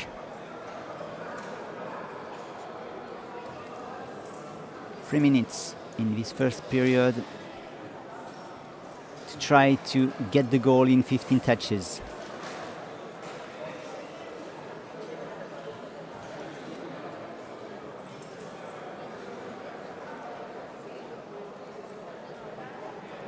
Let's adjust the lame as we did it previously.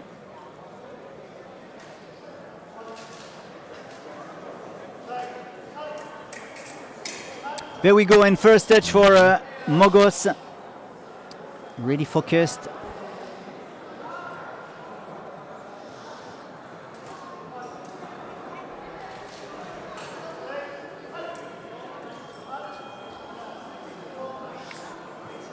Mishurova was really able to control the distance with Tong.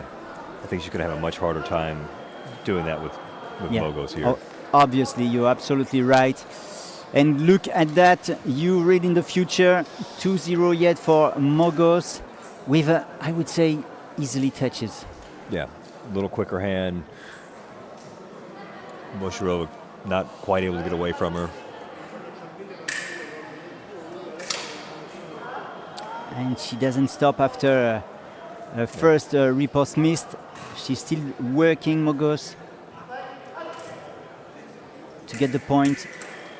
And she will get it here. One more time, 3-0.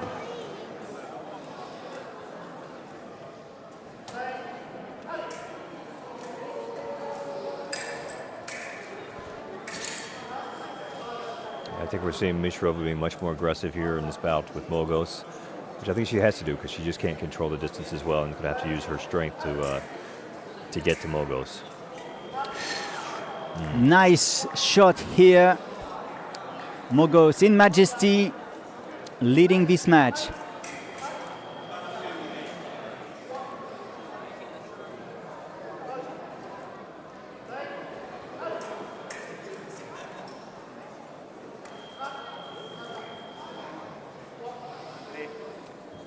.6-0 yet, wow. Even this riposte was too smooth.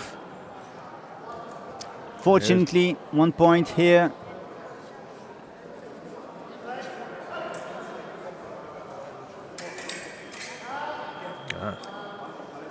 But in the end, yeah, it's always the same pad riposte.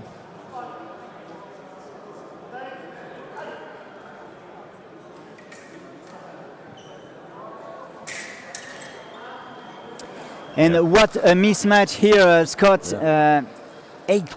This is so heavy. Yeah. Mogos very comfortable with how she's fencing. Mishurova really not able to move her target out of the way. And Mogos is just taking her time and finding the holes. Mishurova against Tong was really able to use her strength to dominate the blade. And Mogos is just not giving it to her. There's no blade there, and Mogos is just able to kind of pick her time to go, and the target's there, and she's hitting. So she's doing the job, Mogos. If we look at the rearview mirror, we can see that last time it was at the last World Cup in semi-final. Mogos won 15-5 against Mishurova. So even if Mishurova showed us a very great semi-final, she managed the distance, the strength, the strategy. Here, this is something really different. Yeah. It's a completely different bout for her. And I think it's a much more difficult challenge with mobility and the quickness of Mogos' hand. And that Mogos is not giving her a blade to really dominate with her strong hand. And if I were the coaches, if I'm Mogos' coach, I'm saying, just keep doing what you're doing. You got this. Of course. Right. Don't break it. Continue like this. You feel confident. Yeah. And she's showing a nice fencing. Yeah. Yes. And if I'm Mishurova's coaches, I'm kind of telling her to muck it up in the middle and to try and put some pressure on her, and kind of turn this into as much of a street fight, so to speak, of just pushing on each other's blade and make it a little messy in the middle. To see if you can kind of break Mogos out of a rhythm. Let's see if this will happen.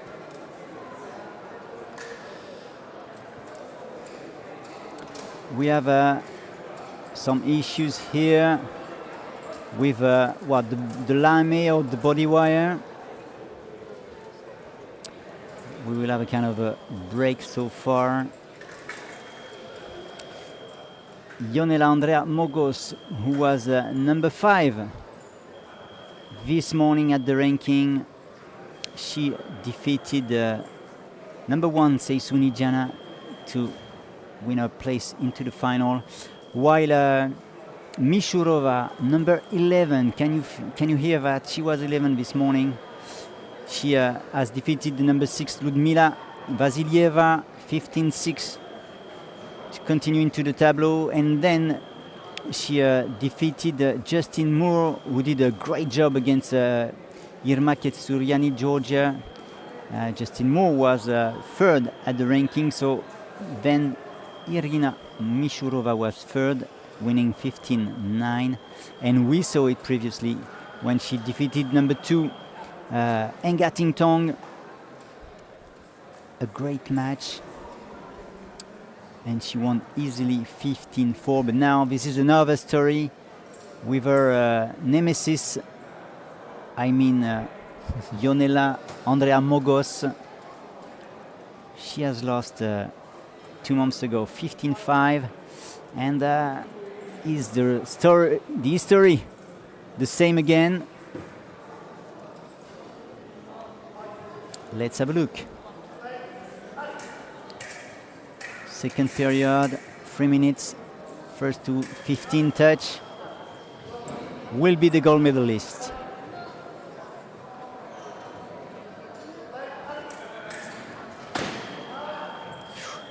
There were, a little bit movement backward, and this is the point for Mishurova.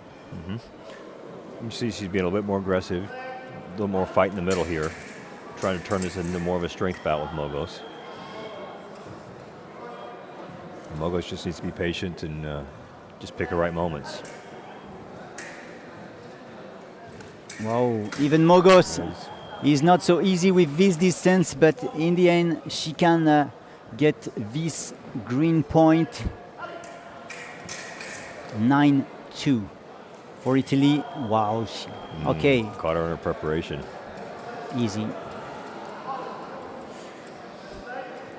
Foil seems easy like this, thanks to this great champion.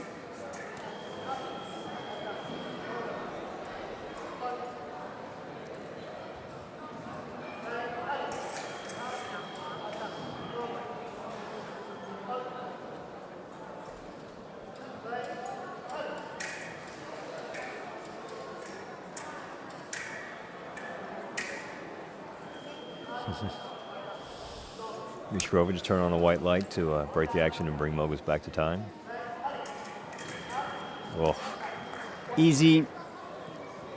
11-2.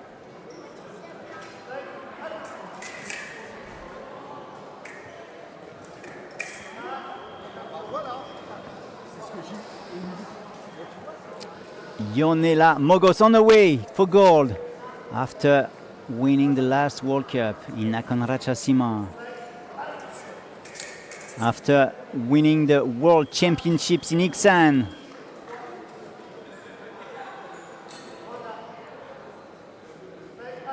After winning the World Cup in Hungary. She is continuing her way on gold. No match, there we are. What a fight. Gold medalist here in Italy in women's foil category B, Ionela Andrea Mogos. Congratulations. Well done. She very confident, owned the bout. She managed from A to Z. Never uncomfortable in the bout at all. She's the new queen of the foil in category B. Well done. Mishurova, even if the score is very heavy, is continuing improving in the ranking. She's a little better every time, gets more experience, and we'll learn more about how to handle this kind of situation. So maybe before we left, if I would try to have an interview with Mogos. What question would you love to ask her?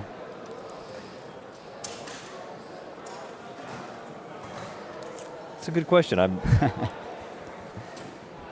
be curious how I'm gonna go back to her semifinal bout. I'd be curious what kind of tactics she thought to use against Jana to really control that bout, because that was really, I think, for her the most intense, stressful bout for her going in these last two.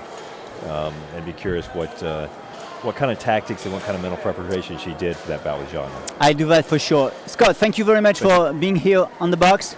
My was pleasure, amazing. Cyril, and I thank you for See having you me. soon. And I say to the world, I say we look forward to having everybody in LA in 28. Of and course, this was of an honor course. for us in the US to host that. So thank you so much. Thank Take you, care, my and friend. good luck for your next competitions here in Pisa.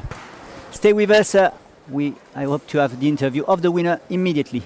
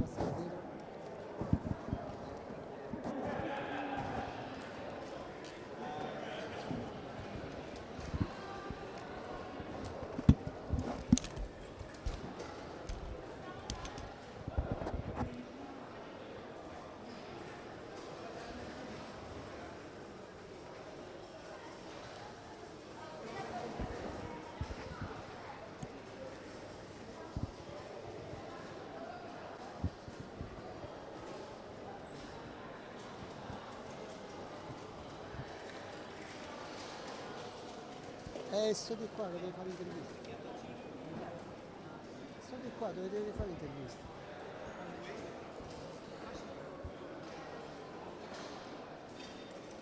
Che dobbiamo fare? Sono lì, sta là, io sono pronto.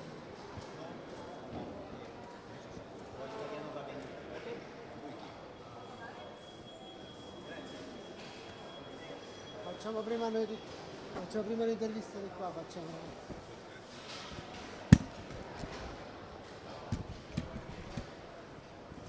Un poco più qua. Ok, così. Giratevi un po' verso di me.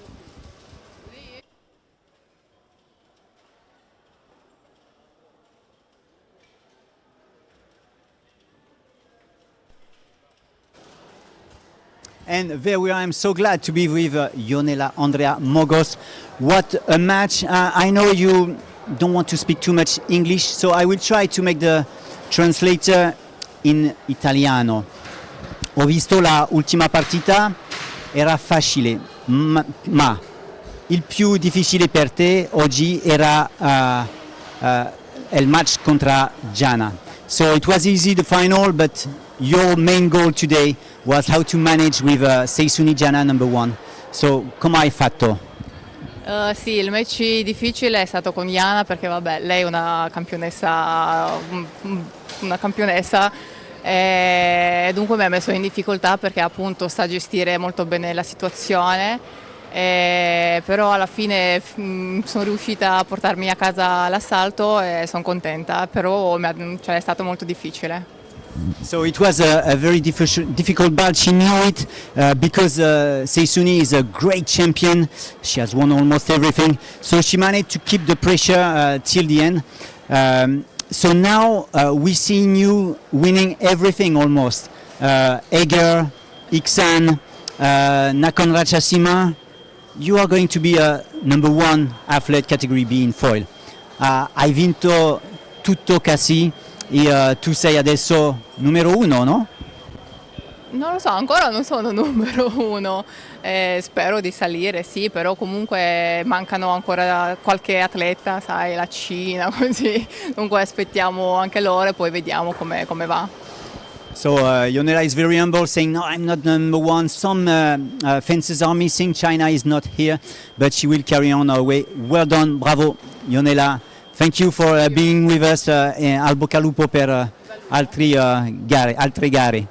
Thank you very much. We will have soon the premiazioni, the prize giving ceremony, so please stay with us.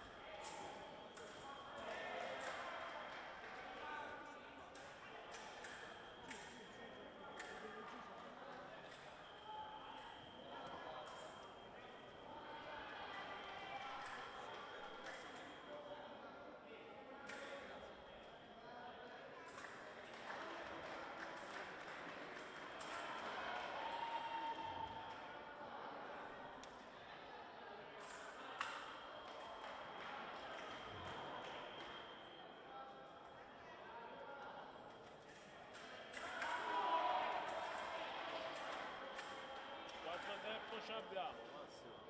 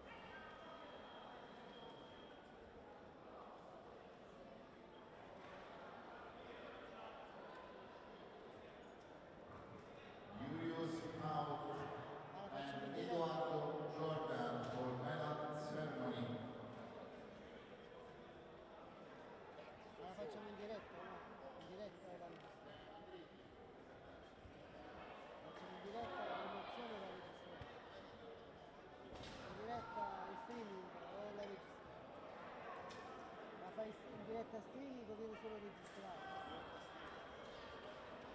Non ho visto che abbiamo staccato. Ah, non ho visto.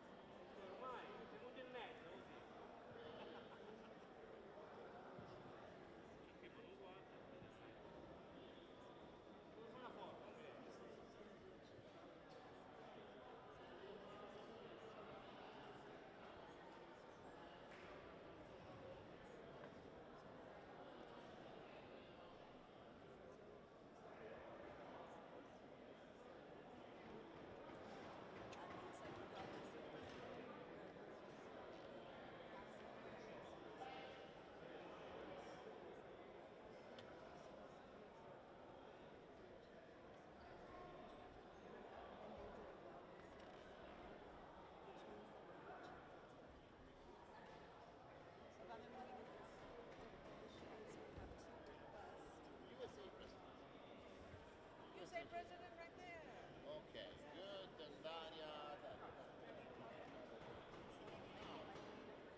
Ok, apri la fila.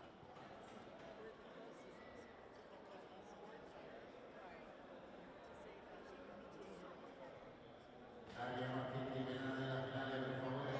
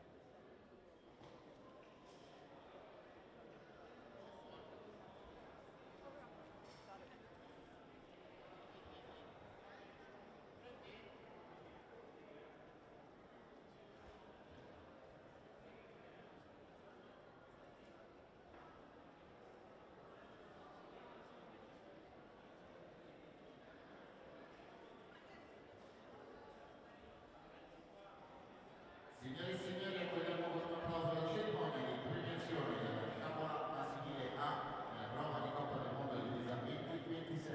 Ladies and gentlemen, we welcome with round of applause the medal ceremony of men's saber category A World Cup Pisa 2026.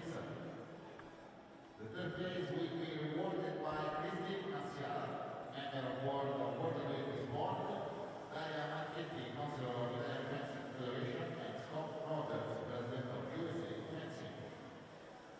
Sono terzi classificati. Third place for Julius Out, Germany, and Oliver Watson, Great Britain. The third place will be rewarded by Scott Rogers.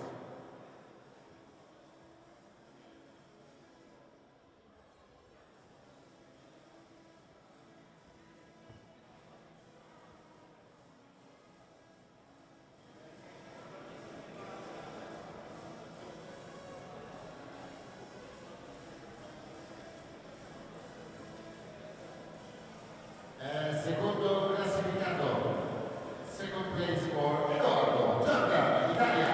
The second place will be awarded by Italia. Marchetti.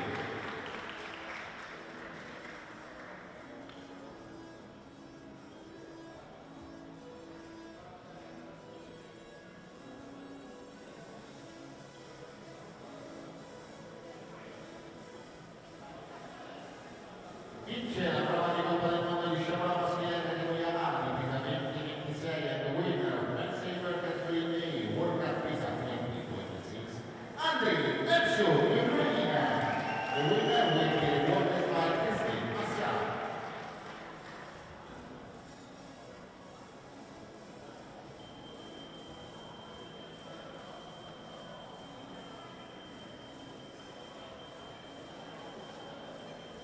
Please, all the athletes and the referee, 2 seconds, stop the matches please, and listen to the national anthem of Ukraine.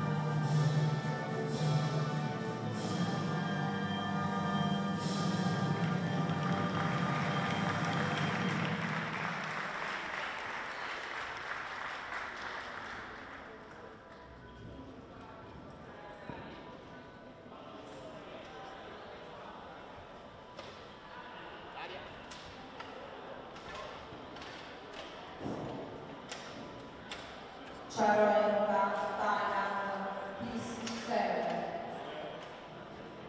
Charoenka, Thailand, P7.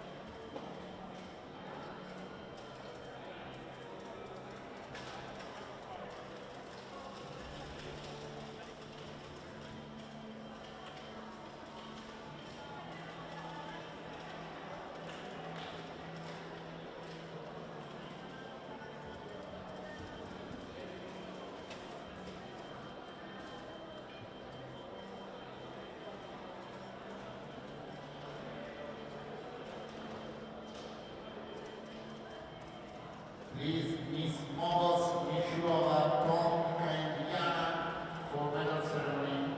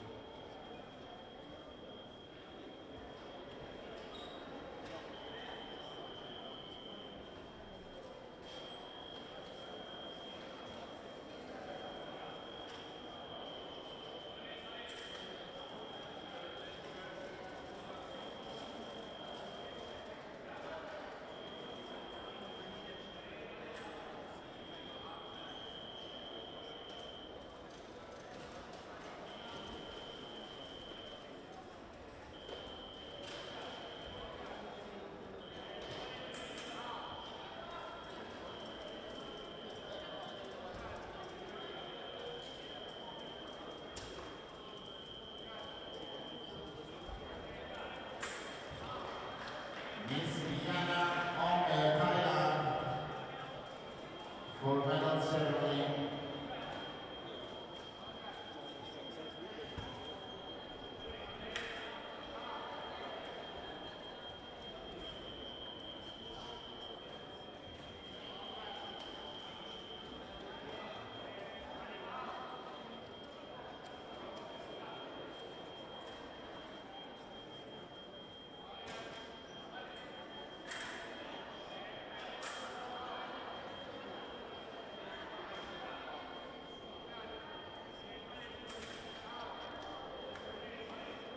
Spinta, spinta, ops.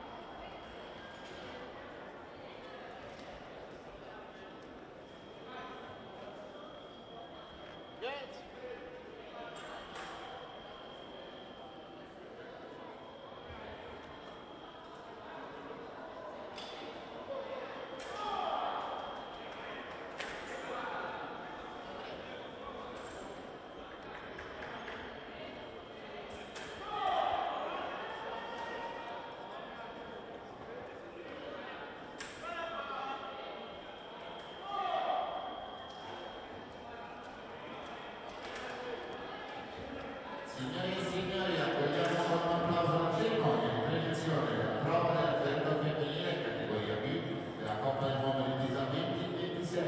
Ladies and gentlemen, we welcome the round of applause for medal ceremony women's sport category B Pisa 2026. Effettueranno la premiazione. The medalist will be awarded by Beatrice Biograndis, Councilor of Italian Fencing Federation, Scott Rogers, President of USA Fencing, and Alan Faber, Member of World of Fencing. Sono terze classificate. Third place for Gatin Dong, Hong Kong, and Sai Yana, Thailand. The third place will be awarded by Alan Faber.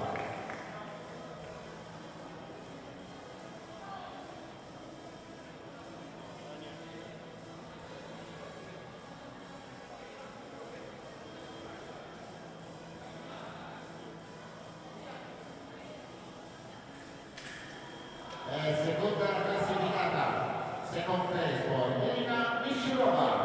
The second place will be awarded by Scott Rogers.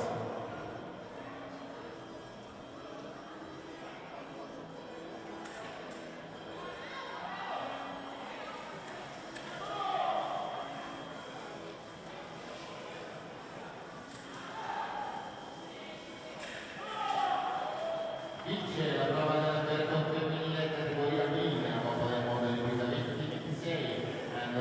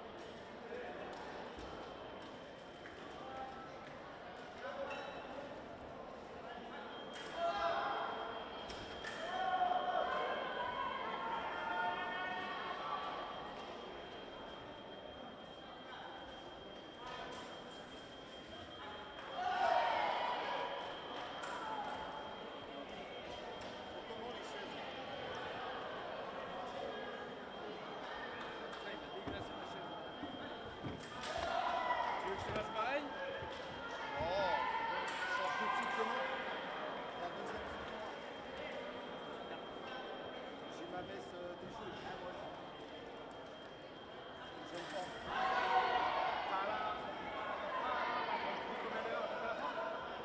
Je t'évalue comme si c'était un 1. Putain, c'est quoi les évals?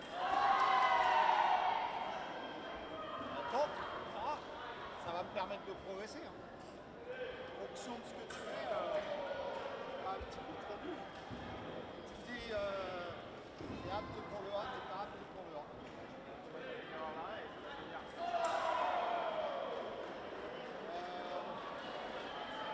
Le problème, c'est qu'ils ont annoncé sur des pistes. J'espère qu'il a remodifié. Tu l'as le truc en direct ou pas?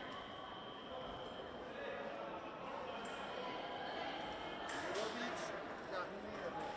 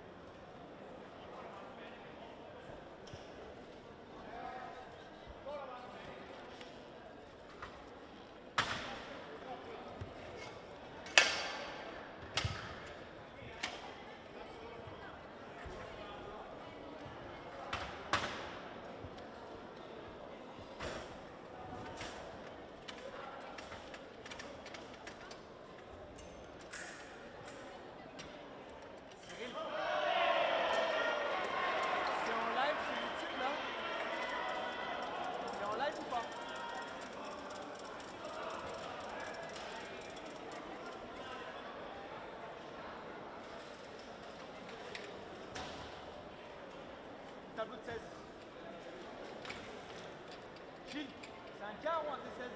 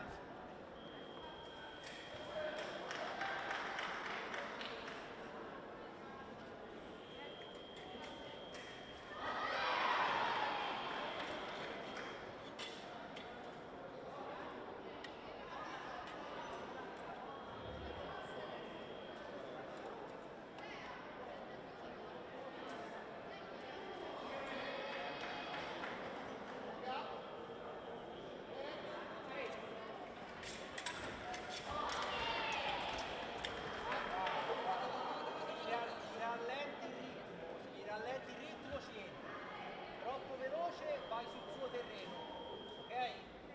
Anche Bersagli va bene cambiarli,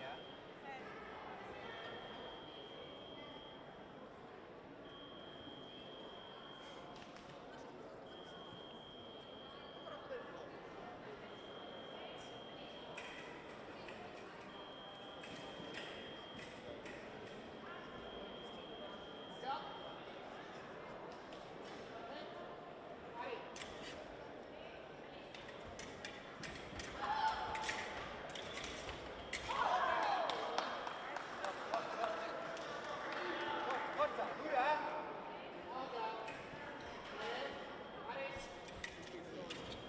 andava bene, dai, fatti tirare, forza! Va bene, dai, dai!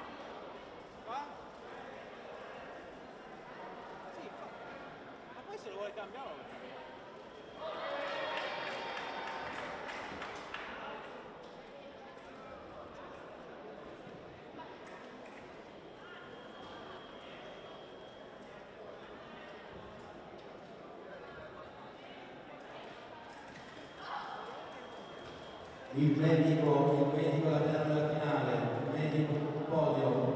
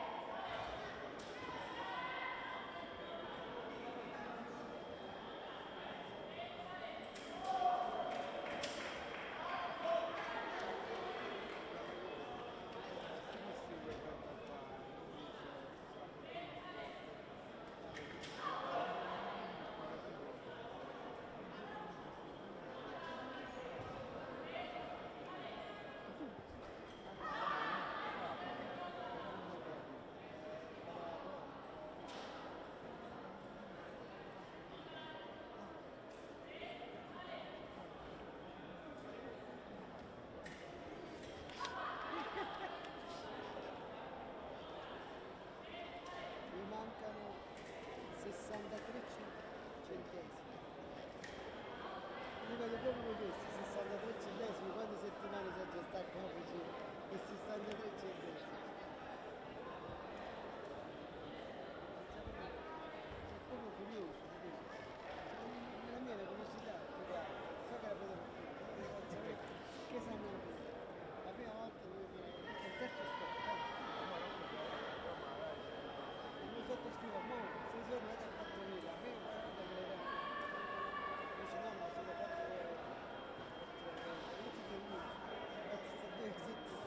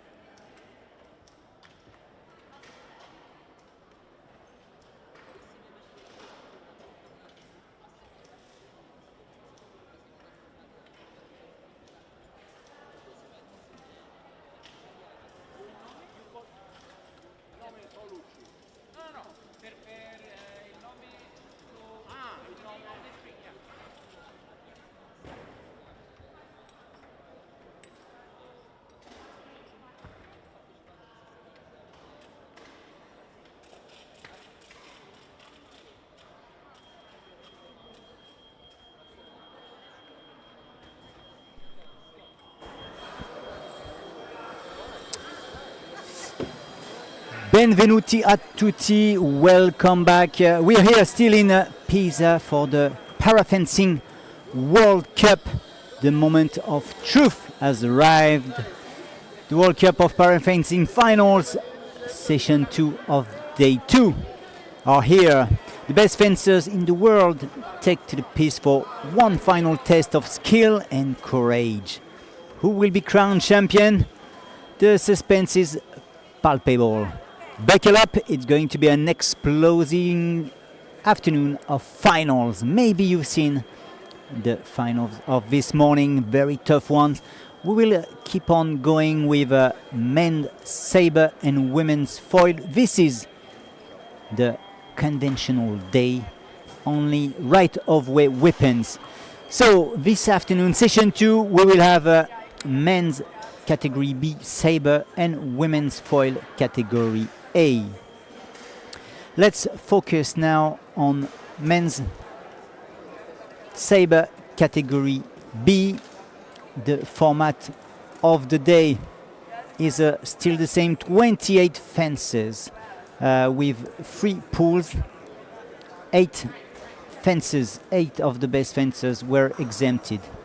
If we look carefully at the pools, Amelio Castro, refugee team, did almost 1% victories in pool, only 1 lost. It was this in pool number 1. In pool number 2, the same to do the same kind of excellence is Visit King Manao from Thailand. 1 loss only, and the rest are victories.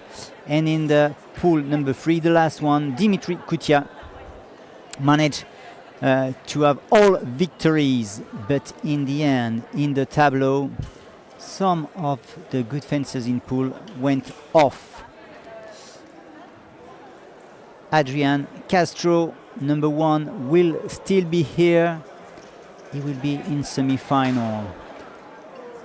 Number 5 at the tableau, Gianmarco Paolucci is still here and took the 4th position, stolen to Laurent Vadon, the French, in the quarter of final. Number 3 was Shaurenta Chichipat from Thailand. He managed to keep his status on number 3, and he will be fighting against Amelio Castro, who defeated Ruth Dimitrij from Germany, and this Dimitri managed against Mitro Zerozenko, who was number 2, and that's why Amelio Castro took number 2 at the ranking. So we will focus on the semi-final number 1. It will be another Castro. It's not Amelio, it's Adrian Castro from Poland against Paolucci from Italy. Adrian Castro is number 1. Gianmarco Paolucci is number 5th at the international ranking. On the paper, priority is given to Adrian Castro, but both of them had really tough matches before arriving here.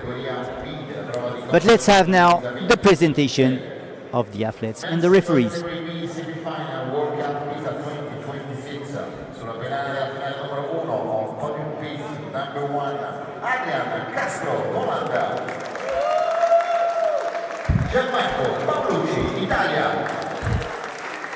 Gli arbitri, the referees, Leonidas Gobos and Carolina Manzolin. 2 assistants, Kola Awayawale and Nicola Schifan. Referees, please pass the ball.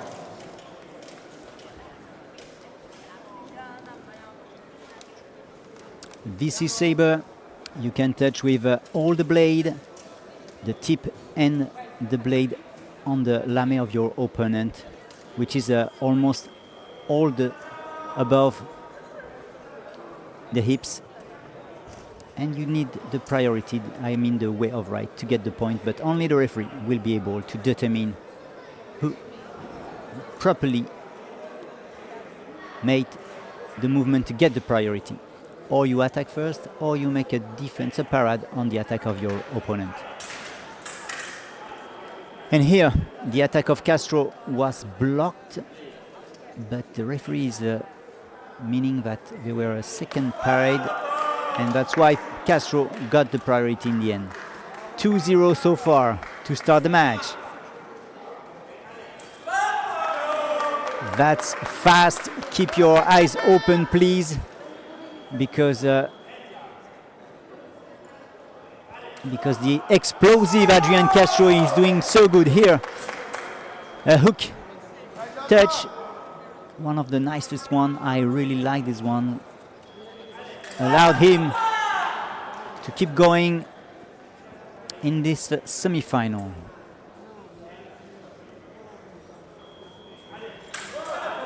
Maybe both of them did the same. No, there is a small priority given to Gianmarco Paolucci, 30 years old, from Team Italy. But we will have a video request by Adrian Castro.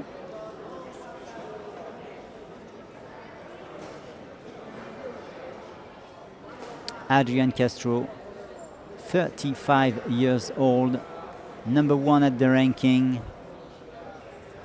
He was third at the last World Championships in Korea, but he has won here in Pisa last year, so for sure the European champion wants to do the same again. So we have the decision, and there is a change.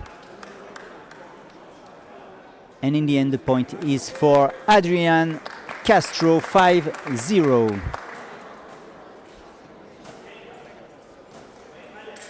Oh yes, this will be a mismatch if Adrian is going so fast, so clean. Oh, look at that, one more time, he got the parade, and he has the right of the riposte.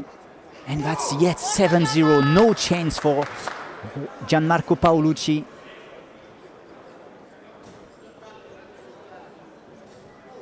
So I don't know what happened. Maybe it's a late video call.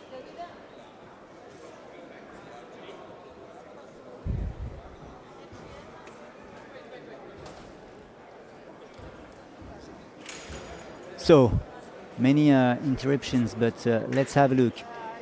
What's going on? Sorry for that, you don't really see, but the referees were talking, and as this green light was on, it means that the point is good for Gianmarco Paolucci, 1.71. Oh, he wants to go so fast.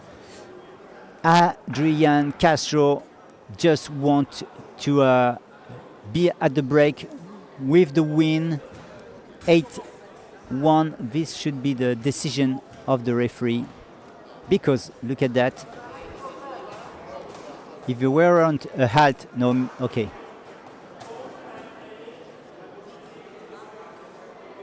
So maybe there were a halt of the referee. That's why we do it again. And this is a chance for Paolucci to come back, to do something different, and to take the point. Wow, what an answer here. I hope you enjoyed this match. Tough fencers are showing all their skills, and for the moment we have a big advantage for the numero uno alla patarda, Adrian Castro.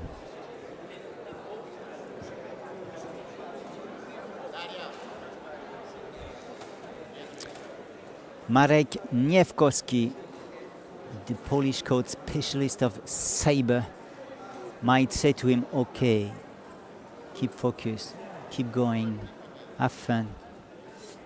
He had a hard moment against Dimitri Kutia. Previously, he won Adrian Castro only by a touch. 15-14. That was tough. And Gianmarco Paolucci won a very hard match against Laurent Vadon, who was number 4 at the tableau, and he won 15-13.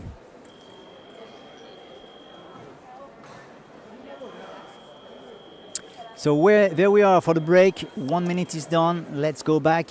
Let's hope that this small breath of air will be good for Gianmarco Paolucci to come back in this semi-final in men's saber category B.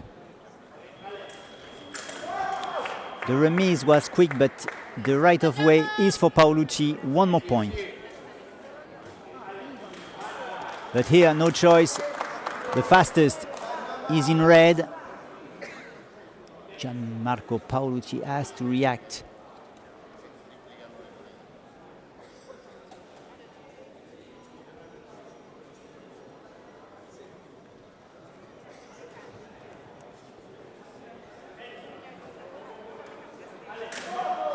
There were a small move, maybe you've seen it. Gianmarco Paolucci wanted to put pressure at the mise en garde. Look at that, but in the end he was stuck and he got the card. Oh, this is huge. What a parade. No choice. How he's doing this, so sure that Paolucci will arrive in 4th. Yeah, sometimes it doesn't work as good as you wish, but the gap is huge, 5 touches.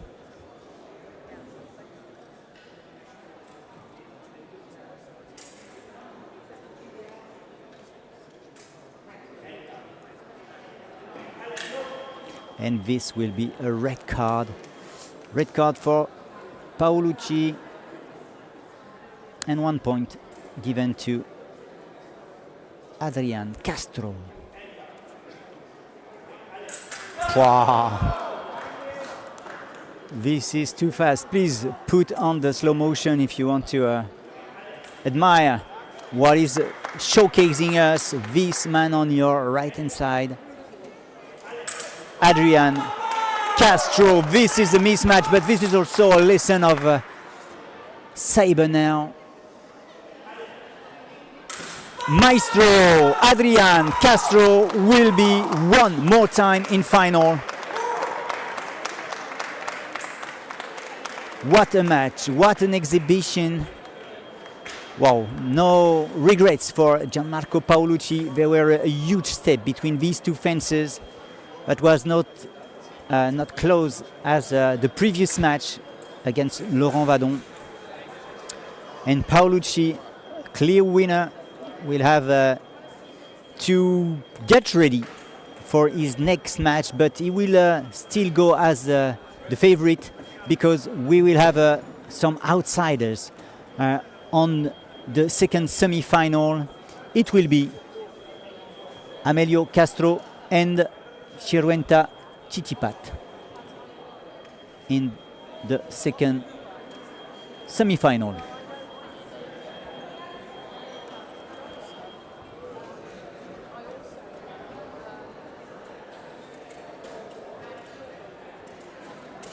On your left hand side, from the refugee team, Amelio Castro. And for Thailand, Sirwenta Chichipat.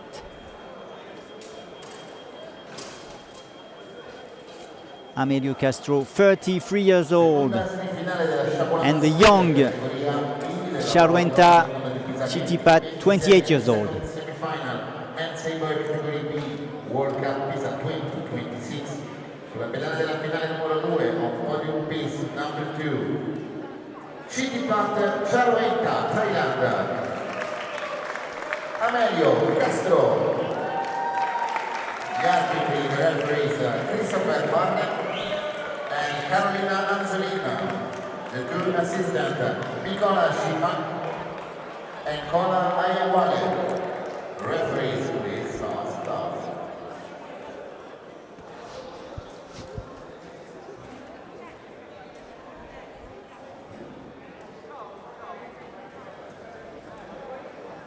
Amelio Castro on your left hand side, Charwenta Chitipat on your right hand side.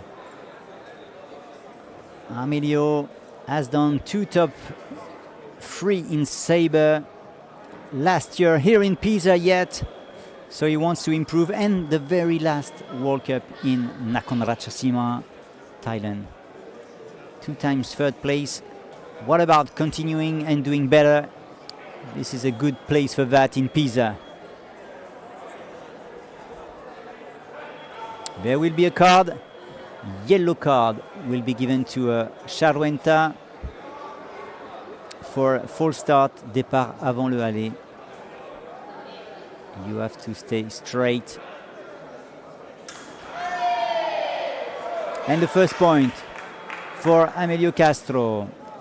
Charwenta Chitipat is yet 3rd at the ranking.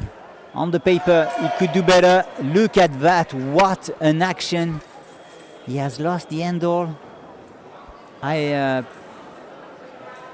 think he didn't hurt himself falling down like this. Yeah, it seems to be okay. Perfect.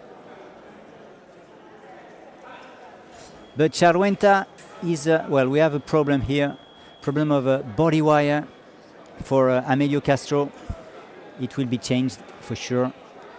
I hope he got a second one. This should be the case. This is the rule.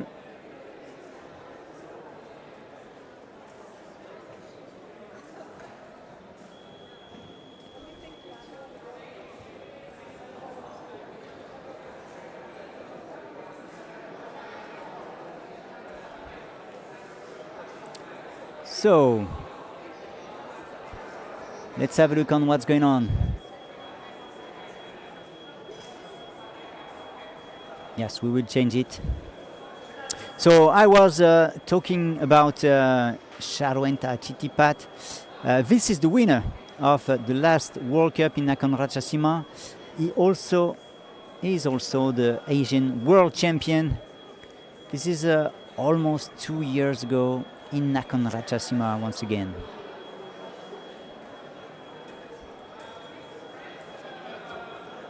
So, during the change, let's have a look on the last face-to-face between these 2 fencers, Charwenta Chitipat and Amelio Castro.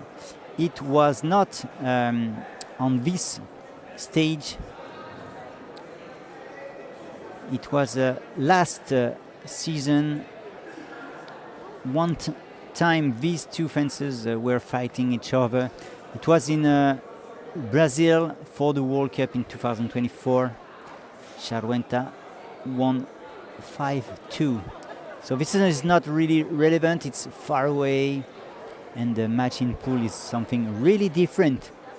You can always win a match in pool, but when you are fighting in 15 touches, this is something really different.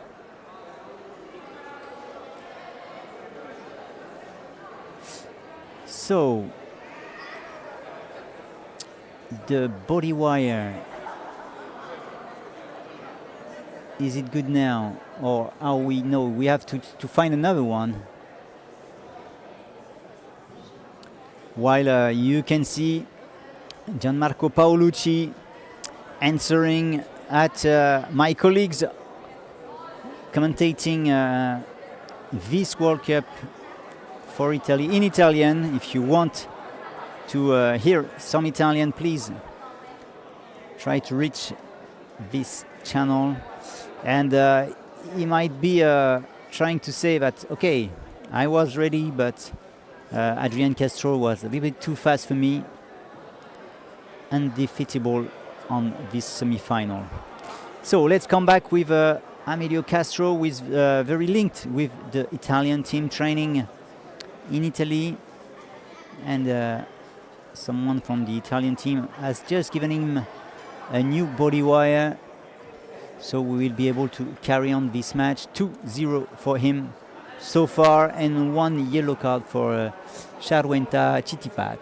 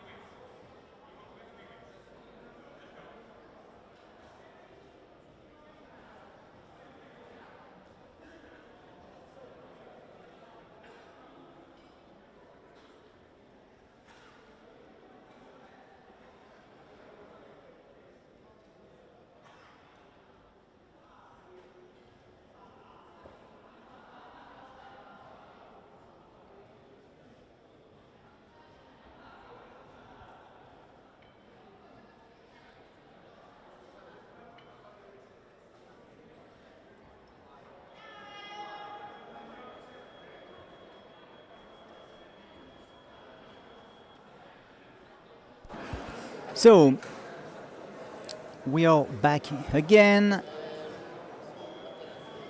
with Amelio Castro using a new body wire that should be better to continue this saber match and for him to continue his way to the final. One of these two, I should say outsider because they are very young, one of them is able to go further.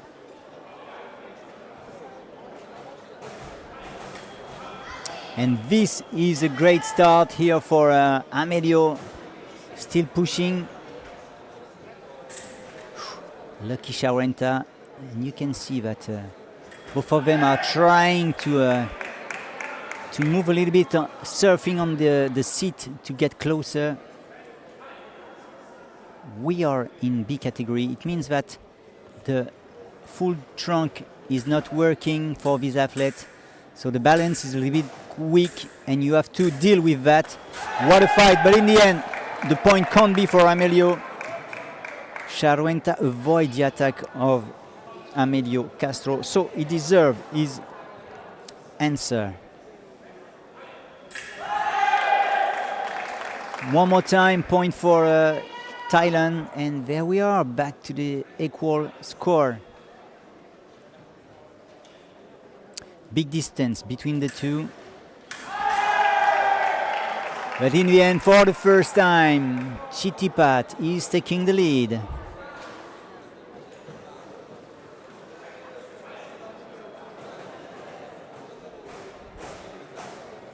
This is a kind of a epee match.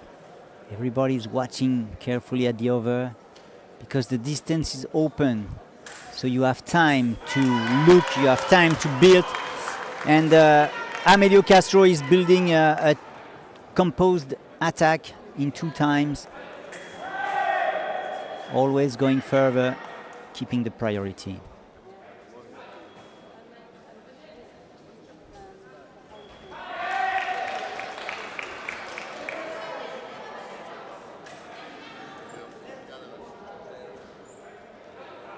Shaurenta leading by a touch, and with this card we will have a 5-4 and card everywhere, and Amelio Castro able to come back at the score. Well done, well pushed.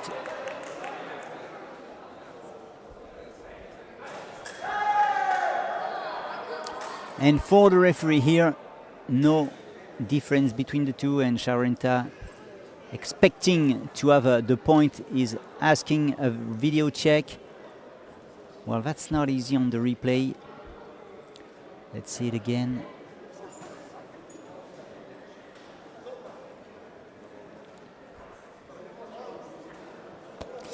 No, I'm not able to tell who did it, so let's have a look at the final decision of the referee.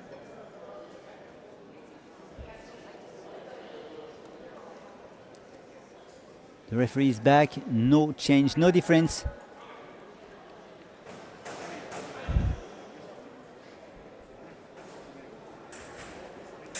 Oh, what a huge defense here. Shaurenta is making a second intention. It means he was waiting. He was even provoking the action of Amelio Castro to find a good parade and then give a huge riposte. Oh, that's it. He's taking the lead as a boss now.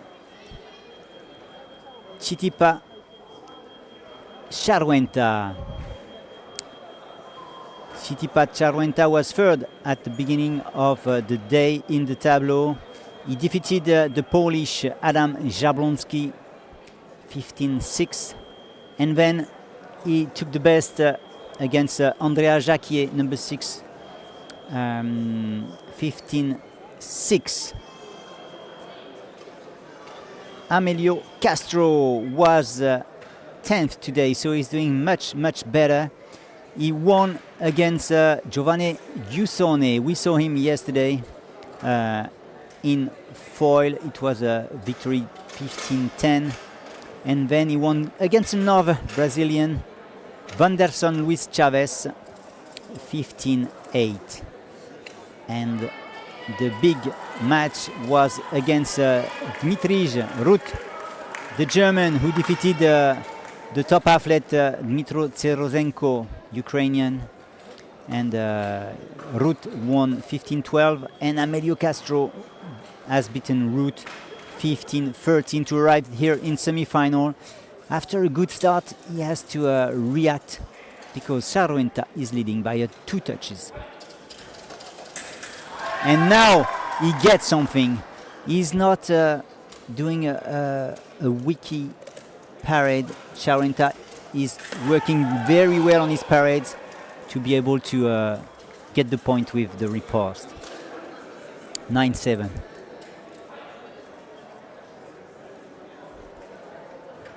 Oh yes, this is it. He's following very well what he's doing, Amelio.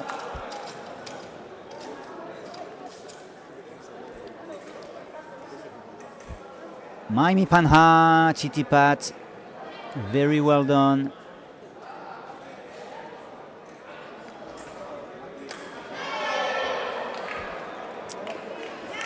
And there is a new point for Amelio Castro, 10-8.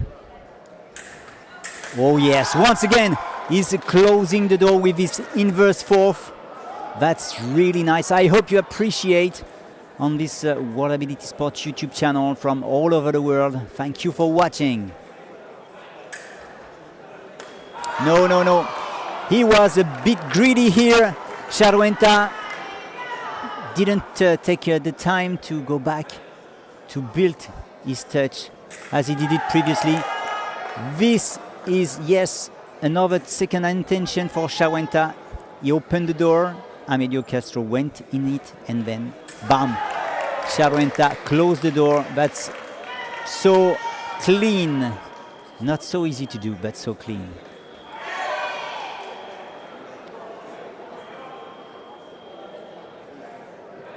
Even though the score is still short, and look at that, we have only 1 point gap, but Charruenta is asking for a video check because this is important if he wants to carry on in the final. So he's starting, he's blocked, so I guess he will not have the point for him.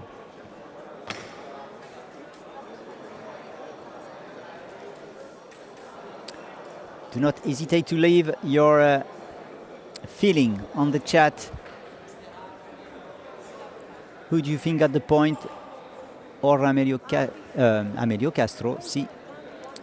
Or Charruenta Chitipat. There is a change. And the point is for Chitipat. And this is really important. 3 points ahead, so close to the end. What a big advantage.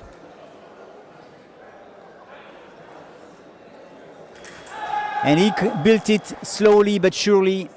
Point is one more time for Chitipat.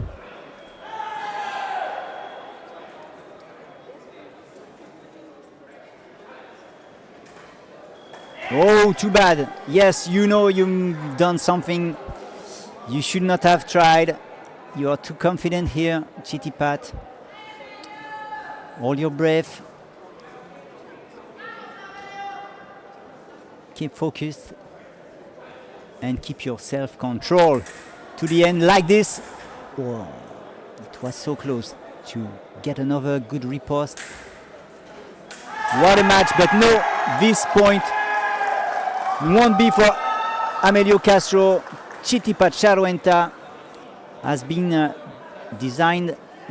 designated as the winner here, but we need a video check just to confirm. And this is it. Chitipat Charruenta is going to continue the way on final in men's saber category B. What a match. It would have been a crazy moment, crazy final with two Castro, Amelio Castro and Adrian Castro, but it will be one more time a bronze medal for the refugee Amelio Castro and Chitipat Charwenta. The Asian champion will try to take the best of the European champion Adrian Castro from Poland.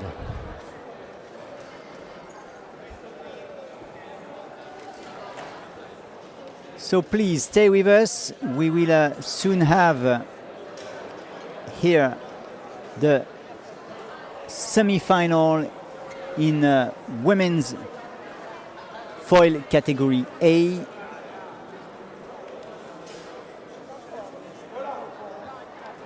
Just the time to get ready.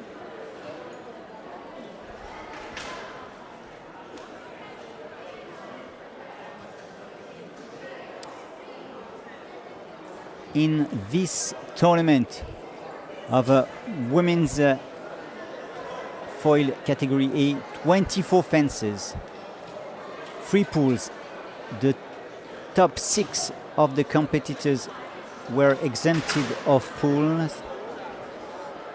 And this morning, the young Korean and world champion Yo Kyung-kwon had all victories in pool number 1, while Sofia Garnero from Italy did the same in pool number 2. And in pool number 3, Zgansva Zadijvili from Georgia did almost the same with 1 loss, like Gemma Collis from Great Britain. With the exempted, we have number 1, Chui Yeyu, but let's have the presentation.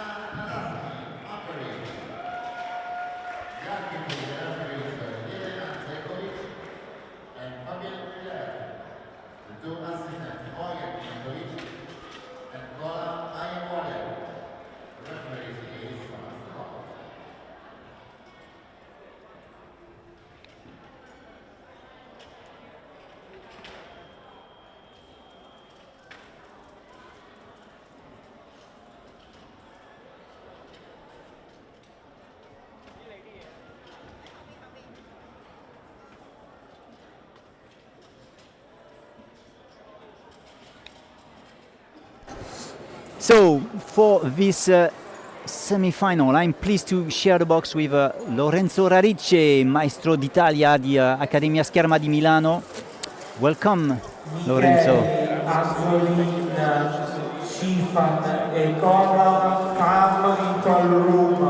We don't hear you well. Just a moment. And there is it's talking behind.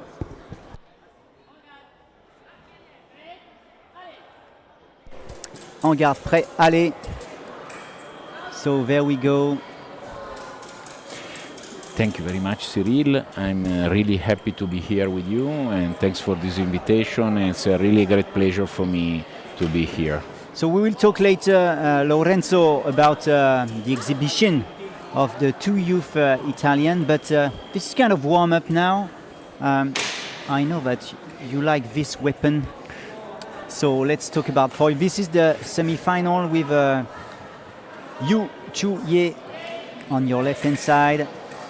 It's kind of a match of generation. She has won everything, and she's fighting against the 20 years old Anna Nadasdi from Hungary.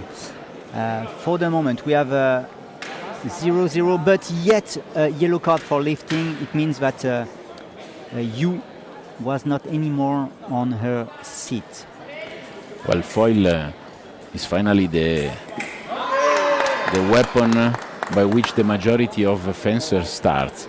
So it's always nice to see a match of foil, because is, let me say, the demonstration of how the technique can be adapted then to all the other weapons. And some fencers keep on doing with the foil.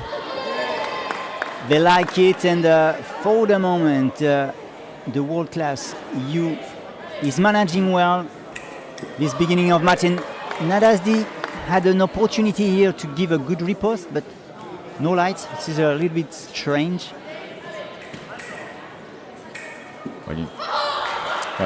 And there we are, the first touch for Anna Nadasdi, 3-1. Nothing is lost yet for her.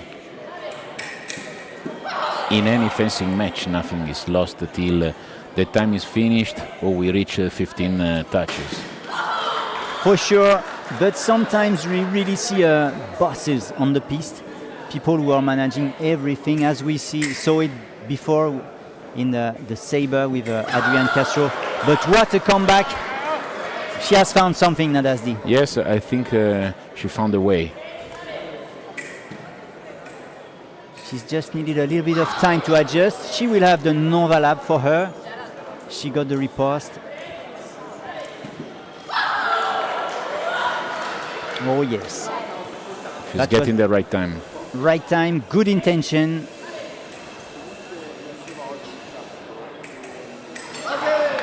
And she had the priority here. Unfortunately, she riposted maybe too late or not strongly enough. What a balanced match. 4-all so far. And I think we have a small problem with the body wire, no? Yeah, I think so. Oh, it might be trapped. The body wire is trapped in the fencing frame. So one left-handed. Chu from Hong Kong, Yu from Hong Kong, and one right-handed Nadasdi from Hungary. Anna Nadasdi, 20 years old. Chui Yeyu, 41, doing non valable here. Oh, too bad for you. This is one more point and the lead taken by Anna Nadasdi. And I think in this kind of match, Lorenzo, you will appreciate what Anna is doing, because she's really impacting. She's pushing very much, and sometimes this is not exactly the case of you. Well, I can say that Anna is really managing the match. At the beginning, she was, let's say, not answering the proper way to the attack of our Yu athlete, but finally studying her. That is a very important step in fencing. So study the competitor, understanding which are the ways that they are trying to use to get you. Now she's managing perfectly the match. And she will be able to manage even more, because there is a lift for Yu, who is absolutely contesting this, but the referee said it, so there will be no way not to have a card. If I didn't count bad, there's a partial of 6-1. So it's very important.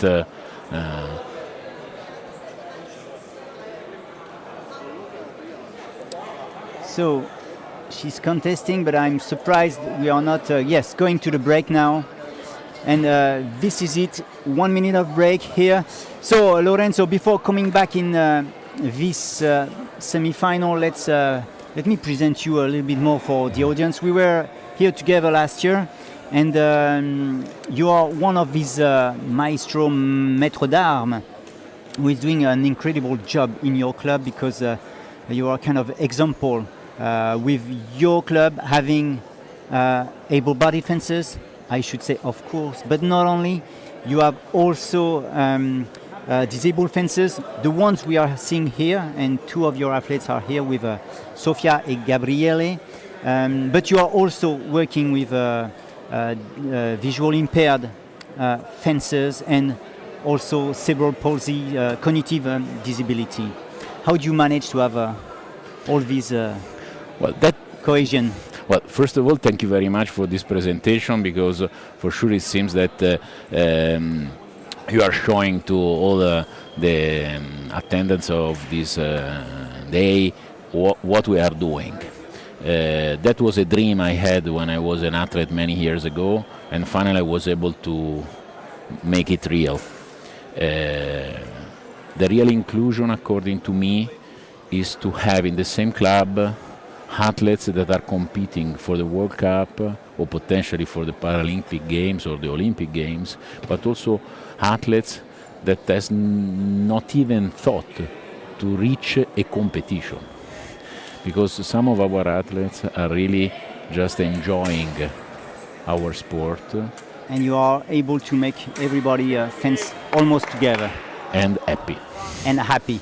And happy you that is able to reach one more point after the break, reducing the gap, 8-5. And we have a small problem. It's not the first time with this white lamp. I hope there won't be any more bother. It should be the body wire. Yeah, maybe one more time. We will have something to fix. It could be the blade.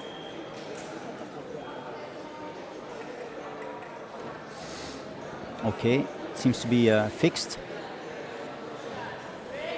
8-5. Anandazdi still leading.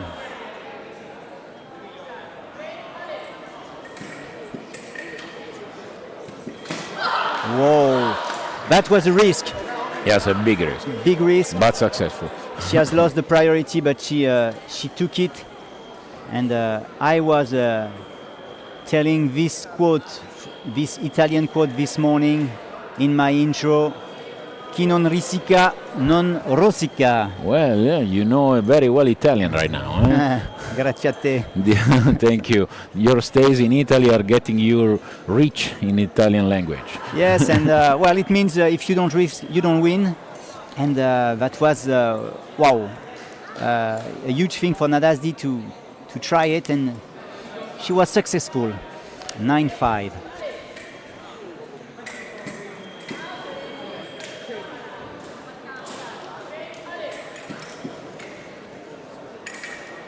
And you can see that Yu is trying, pushing, but it's missing a little bit of distance, a little bit of determination.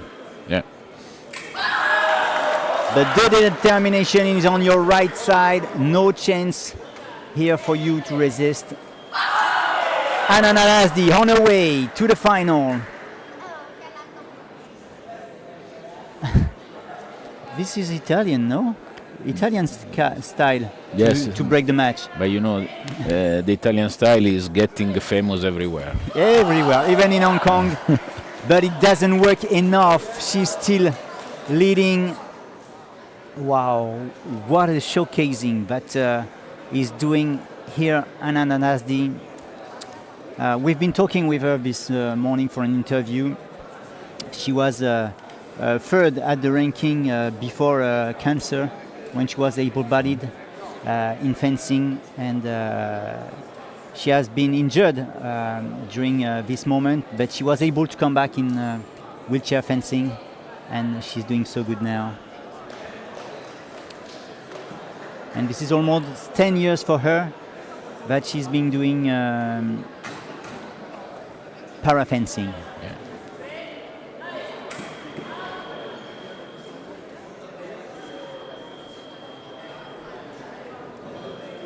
Yes, Anna, it's you. It's your body wire. It's your weapon. And as it's still white, we will have to change. So you do everything in your club, Maestro. So I guess this kind of problem you have to manage. Well, when your but you know, fences. When you manage a club, you have to be ready to manage all the problems, and the electrical wire problems are coming out every day, every hour. 14-5. Anna Nadasdi so close to continue her way, our golden pathway. Here, Anna Nadasdi, number 4th at the ranking, is getting the best against numero uno, Yu Chuiye, who is trying something, changing the weapon, but it's so late when you watch the score. And Nada's the winner in Thailand, winner in Sao Paulo last year. Is she able to be the winner here for the first time in Pisa?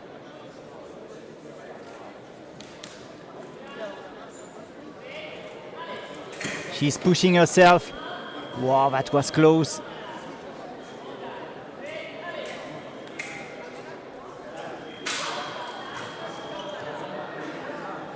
We deserve color touches. And there we are. But even if I thought Nadasdi would have got the point, this is a riposte for you. Uh-oh. We will have a green carpet victory with this lift of Yu Ananayazdi. Winner of this semi-final will go to the final in women's foil category A. So Lorenzo, in this match of generation, we can see all the power of the young ones, and well, it's also good to see. Well, I think that in every weapon there is a sort of kind of generation change, because we can see how young athletes are coming out in all the three weapons and both gender. And the idea of promoting wheelchair fencing also for under 14 years old male and female is a great opportunity, because as we want to have sports for all and fencing for all, it's very important that also wheelchair athletes could compete also under 14 as Olympic athletes are doing. Of course, and on this second semi-final we have on your screen, this won't be a huge match of generation. Natalia Mordvich for Ukraine, on your left-hand side on the screen, is 33 years old, yet a great champion, and she will face one of the most experienced fencer from Hungary again, Eva Andrea Ajmasi, who will have a kind of challenge, trying to have a 100% Hungarian final in this women's foil category A. Let's have a look quickly on the tableau this morning. We are in the bottom of the tableau with Natalia Mordvich and Eva Andrea Ajmasi. In the table of 32, Mordvich was number 2 and exempted. She won against Victoria Isaacson from the USA, and she won 15-2, an easy victory. And then she defeated easily Sofia Garnero 15-7 before arriving in this semi-final. Eva Andrea Ajmasi was her third at the ranking. She defeated the Hong Kong Fan Puishan 15-8, and then she made a huge match, because the number 6 was Nino Tibilashvili, and she won 15-12 to arrive here on this semi-final. And this is really balanced, Lorenzo, because we had first number 1 against number 4 at the overall international ranking, and now at the overall international ranking we have number 2 and number 3. Well, as I can say, in foil very often the ranking is respected more than for example in epee. In epee you can find surprises. Normally, obviously, surprises are coming out also in foil, but generally speaking, in foil very often the ranking is respected or quite respected. So if we push that to the maximum here on this match, you are saying that Natalia Mordvich should win? Well, I don't want to take any part, so okay. I want to be diplomatic. you can try. You can take part. How do you say in Italian? Scaramanzia. Scaramanzia. You don't want to be too superstitious. Well, I don't want to be hated by the other one. Second semifinal, women's foil, category A, World Cup Pisa 2026. Sulla medaglia della finale numero 2 o podium piece number 2, Eva Andrea Aimasi, Hungary. Natalia Martic, Ukraine. Guarding the referees, Silvia Dosca and Fabian Filer. The two assistants, Bojan Mijatovic and Kola Ayawale. Referees, please start. Referees, please start the match. We were talking about superstition, Lorenzo, together before. But let's look at the rearview mirror. We are not imagining the future, but if we look in the past, the last match, these two fencers fight each other. Mordvic won in foil. It was in semi-final, and Mordvic won 15-10 in the last competition in Eger last year. Okay. So it's going to be a very nice match, I suppose. Sure, because Eva Andrea Ajmasi surely took lessons about this defeat of last year. And for sure would love to try to do the same as her teammate. Ananda Dasdi. So we have to fix the very last elements with the body wire. I don't like to see it like this on the floor, but whatever. We will focus. Prêt, allez, and there we go for this second semi-final. Who will join the 20 years old Eva Andrea Ajmasi in final? Her teammate has to deal with Natalia Mordvic from Ukraine. Very offensive, very smart and elegant. And for the moment, she's managing well with these two first touches.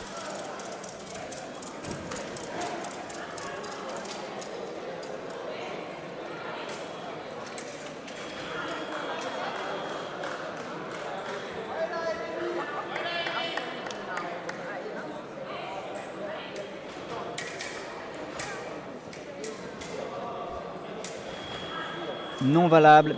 3-0. Lorenzo, are you used to the distance in wheelchair?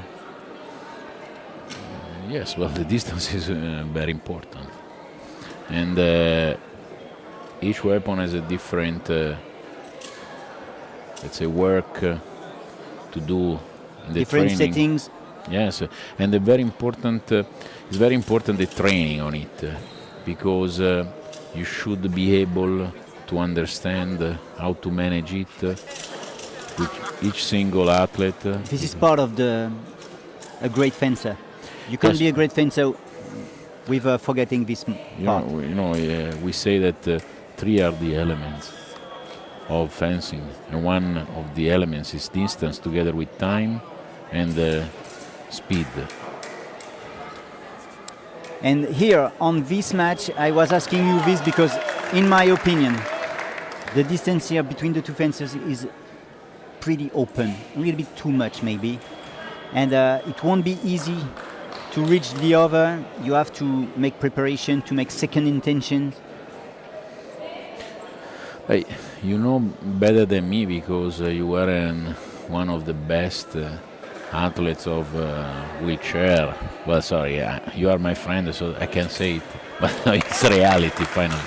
And very often athletes that are not properly managing the distance, in particular with others that are, let's say, headed by a very long arm, they cannot reach at all the body of the competitor. And you can see it here, it's not easy. Each point is pretty rare, and you have to give a lot of energy to get the target. But at this game, Mordvic is doing good, but look, Eva is still here. The score is pretty balanced so far. No, we will. Oh yes, we will have a card. Yeah, yes, for sure. And even if you ask for the replay, it will be the same. Unfortunately, one red card everywhere. So okay, in para fencing, distance is very accurate. You need to get it, but also false start, départ avant le aller. We have so many compared to standing fencing. Yes, it's true, but in this case, the yellow and red cards are coming out much more than in standing fencing.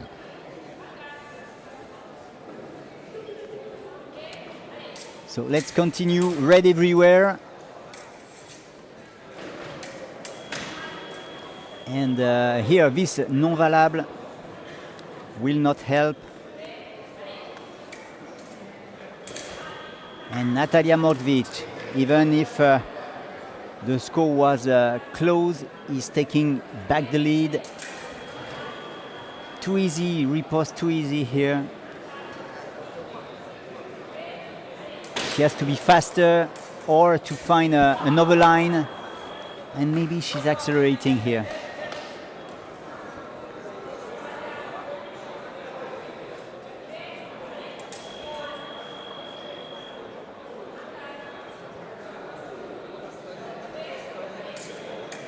Natalia Mordvic, coached by Andrei Demchuk, the winner in saber.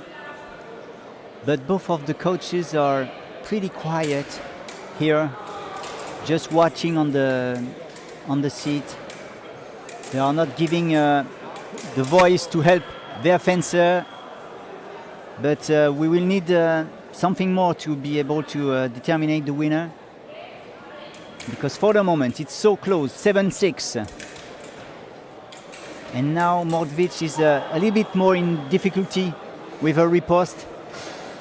She doesn't light all the time.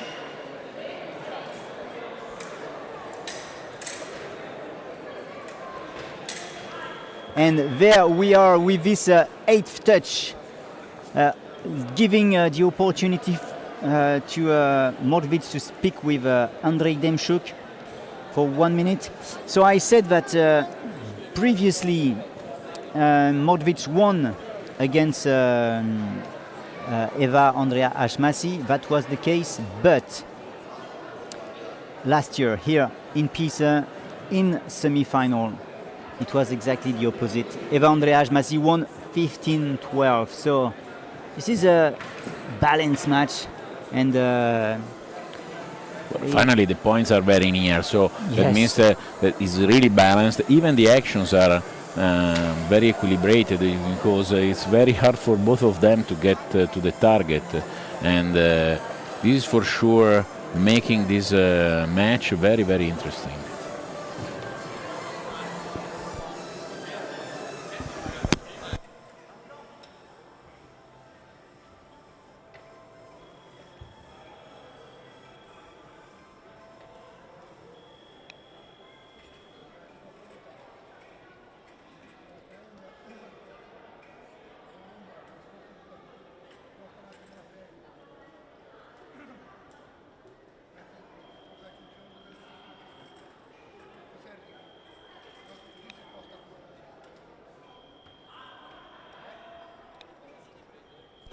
Back again. 8-6. And what a great start here for Ashmasi, closing the gap to a point. Wow, this is a good break. Yeah. When you start like that. Everything is still possible, everything has to be done again. It's kind of a new 0-0. And now Ashmasi, 3 touches in a row, is taking the lead.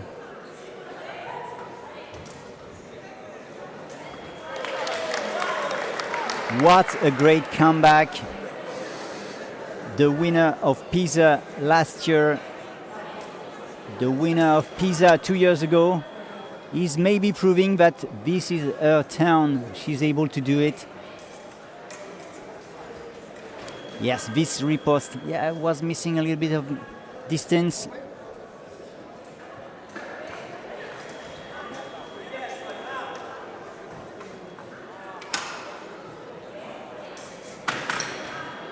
So we have a red light, and this is the point.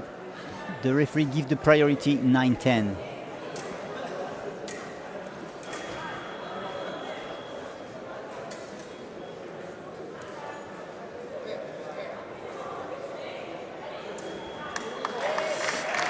This is very intense so far. Yes, really balanced.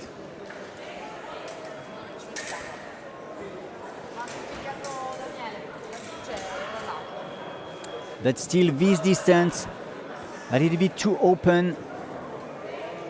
You can't give an easy riposte. You have really to push, like Andrea Ajmasi did now. Now she got 2 points ahead. Wow, wow, wow. This is great. And this is a big difference now.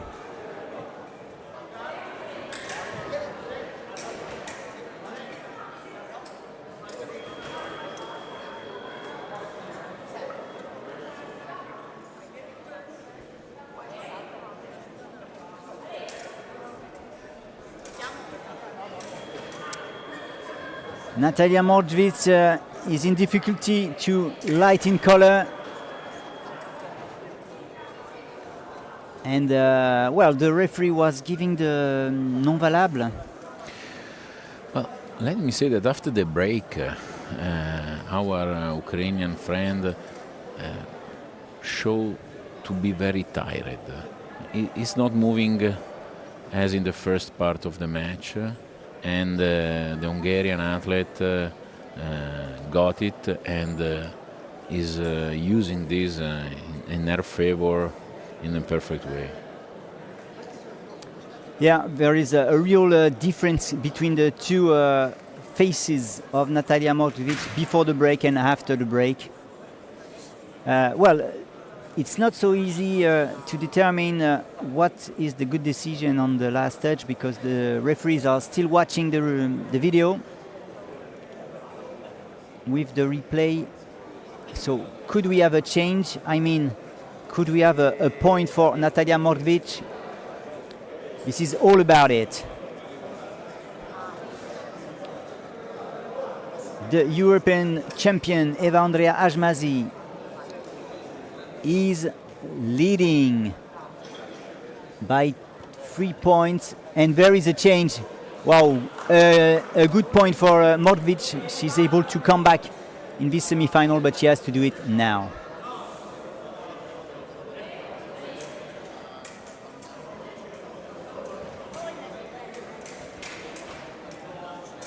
Yes, like this.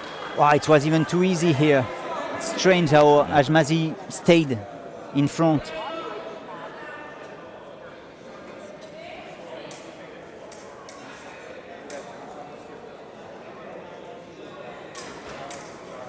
Natalia Mordvich 12, Ajmasi 13. Is she moving a little bit more? Or maybe where is the riposte here? Wow. Yes, she's tired. I can't explain. She might be a bit scary to risk too much, but when she's doing like that, she's working. It works. 13 all. What a tight semi-final. Unfortunately, we have this kind of bad points at the bad moment, I should say. 13-14.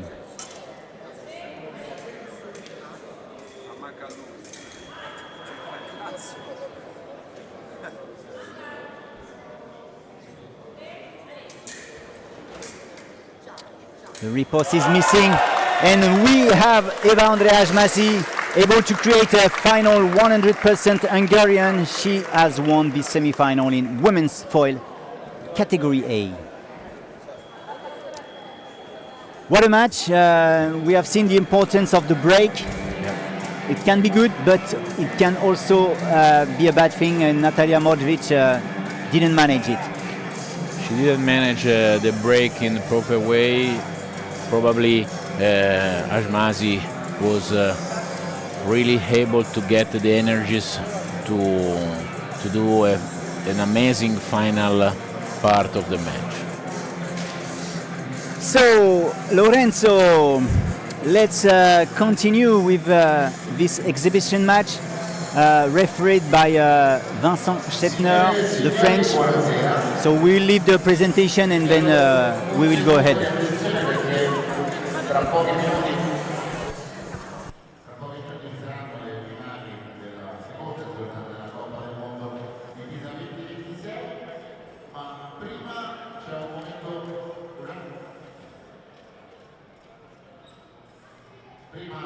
momento in cui vedremo un assalto di sciabola under 14 tra Lorenzo Frigo, e vi chiedo un applauso per Lorenzo,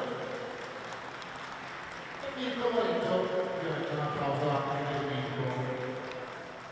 Lorenzo Frigo avrà a fondo pedana un tecnico speciale come Emanuele Lambertini. Lorenzo Frigo on your right hand side. Mirko Moretto on your left hand side, with great leaders, two I should say, coach them, with Emanuele Lambertini, world champion, Eduardo Jordan, world champion. Having such coaches for them should be such emotional, you know. Both Lambertini and Jordan are athletes that in Italy are very, very famous. They succeeded in any direction, getting very important medals in the most important competitions. So for these two young athletes approaching the world of competitions, what an opportunity. It's an amazing incredible opportunity. Yeah. I would have liked to start like this. That would be great. I want to come back in the past and do it. Yeah, let's go back. But look here, we have two. Wow, I really love the position of the arm. The guard is very well, and Lorenzo Frigo is doing good here. Born in 2013, like his opponent, is the bigger, and both of them had accident when they were young, touching their legs, but they are managing very well here.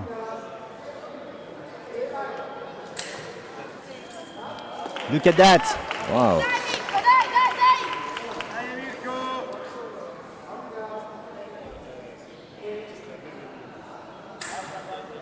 So Lorenzo, you were saying that these athletes of 13 years old are not able to have competition in Italy. They are too young. There are not yet official competition under 14 in Italy for people with disabilities.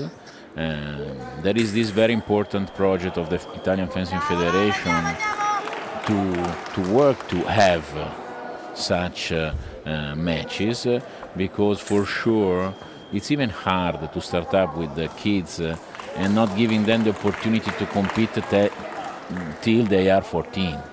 And even in my club I had many athletes that came even when they were 8 or 9 years old, but when they understood that before having the opportunity to have an official competition that they would have waited for such a long time, they decided to move to other sports.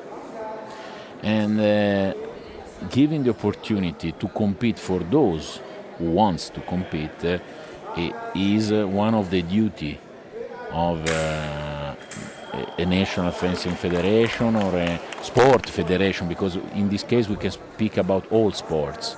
It's not specifically something specific for fencing, but there are some sports in which you can compete under 14 and some others in which is not yet, let's say, organized a process of competitions. And we have yet two champions with Mirko Moretto trying to come back at the score. But in front of him, there is yet a great champion, Lorenzo Frigo.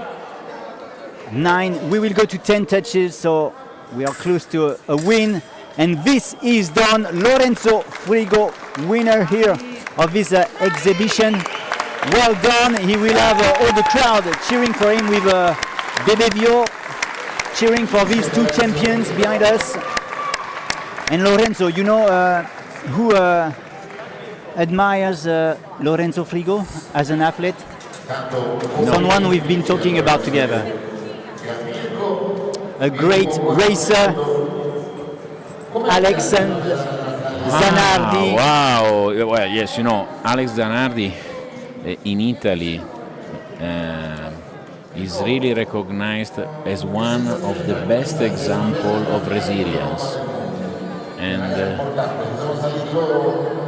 so for sure we will see them again, but I saw I think Lorenzo so. Frigo, amputee, really strong, really yet got a very But I know also that they are working with two very good sabre coaches, and this is the demonstration that thanks to the duty of some coaches that are working with the Olympic and Paralympic athletes that are dedicating time to athletes that are not competing in this moment. This is the example of very inclusive clubs and very inclusive coaches. Coaches that are able to understand how it's important to work from the youngest to the toppest athletes are those who are succeeding in any direction. Italy, which is showing us always inclusive things. Last year we were talking together with blind fencing, and now we have a nice focus on the new generation and what you are doing here in Italy to promote para fencing. So what a picture! It was really really nice. Even if it's more like a demonstration, I'm sure these little fences will remember this for a long time. Yeah, I'm sure. The idea of being here during a World Cup competition, followed by such very important athletes, such successful athletes, is something they will never forget. And hopefully this will permit them to become really champions in the future. That was the promotion moment. Thank you for following this. Don't worry, we will be immediately back with this World Cup, and I'm keeping you with me if you don't mind, Lorenzo. If you want, then why not? Why not? You're here, so come on. Let's watch fencing. Let's talk about fencing. Together with friends is always nice. Yes, of course. So, do you appreciate saber? Yes. You know that I'm a saber lover. Huh? Yeah, I know. That's why I'm saying that I love it. No, that's why. But I know you love it too, and you will have here on this final the opportunity to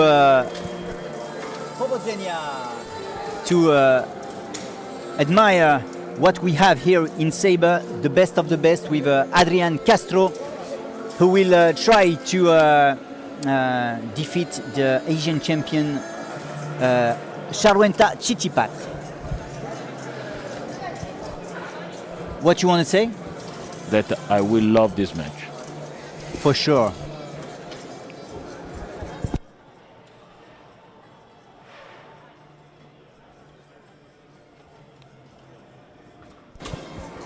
And you see during the same time the Italian comments with Cristina Massaglia behind. Do you know these commentators? Stefano Pantano.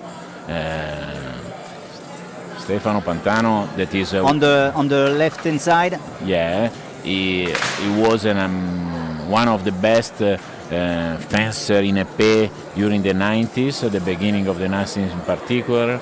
He participated in, I don't remember if in 1 or 2 Olympic Games, and he was a very tough athlete.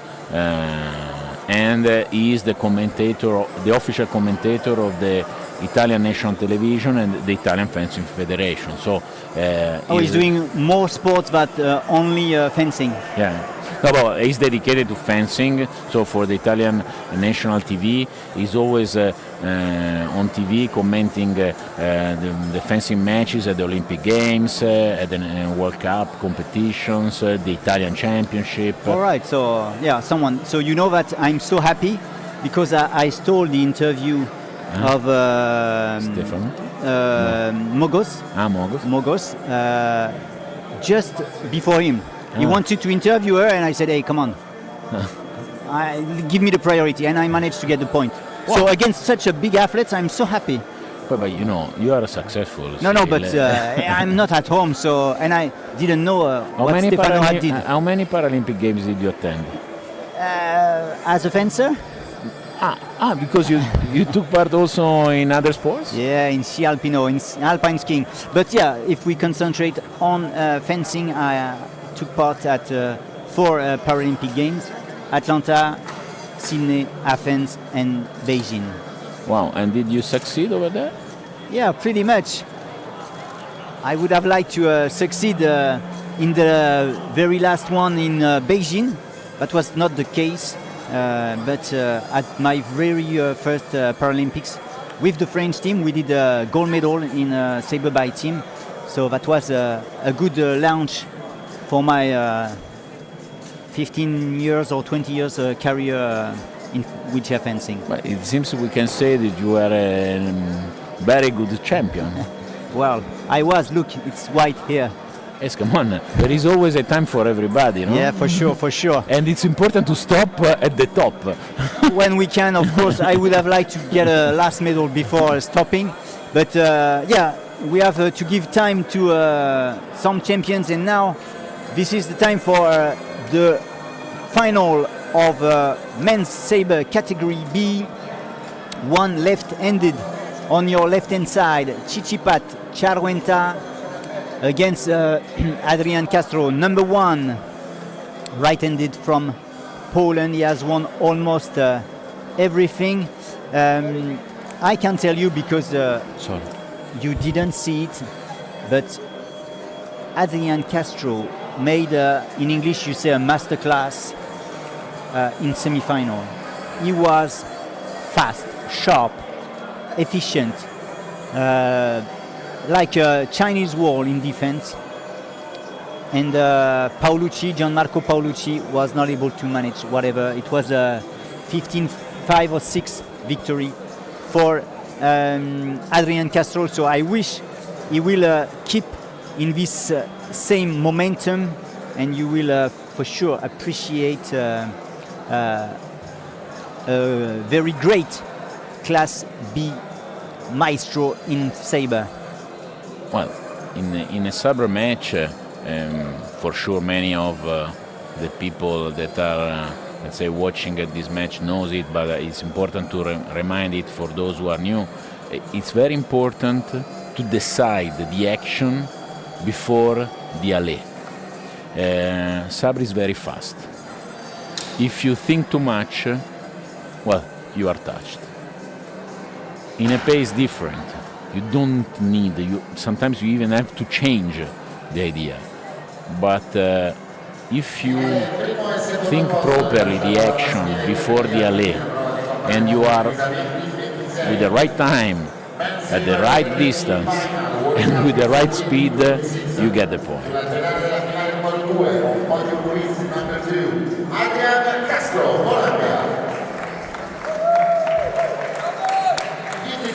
Carolina, Marianne. Gli arbitri, referees, Matteo Micheli and Carolina Anzolina. The two assistants, Nicola Ayaguale and Nicola Schifaina. Referees, please, on the ball. Adrian Castro, number 1, but this man has not won for a very, very long time. Last time it was in Pisa he was gold. But during that, 1 year without winning a gold medal, so it's kind of comeback for him. And as I told you, he did a great job in semi-final. It was much more tough in semi-final, quarter-final, because he won by a point only against Dimitri Kutia, who was also doing his comeback. So we will have to watch this carefully. And Charwenta is the Asian champion. So we have Asian champion on your left, European champion on your right hand side. So we are watching the body wires. Seems to be closely okay. Matteo, l'arbitro, the referee is ready. Last check, and we are about to start. 15 touches to get the gold in this moment of men's saber category B.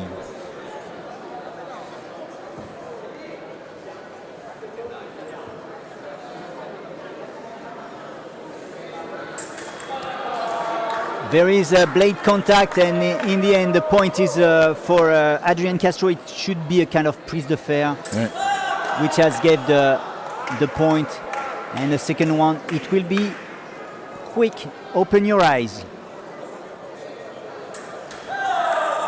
That's very well done, well executed, very thin. Wow, no chance for Charwenta.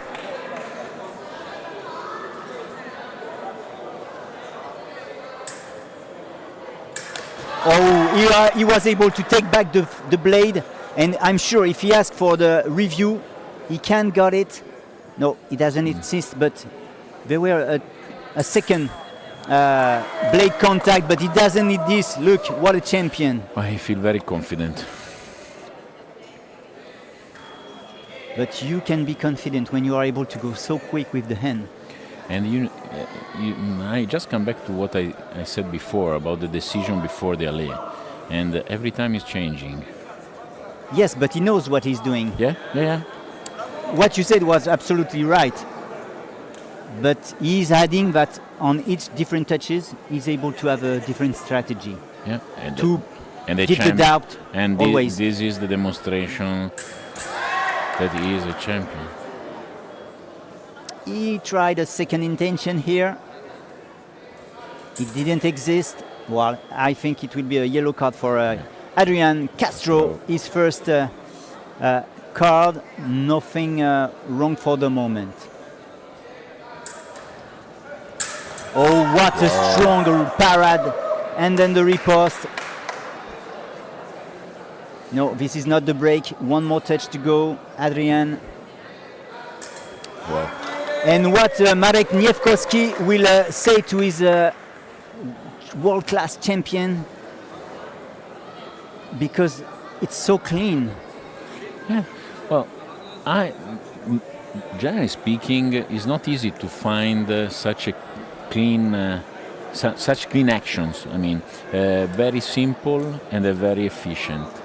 But this is something that the great champions are able always to do, in particular in sub, because the match is so short in terms of time.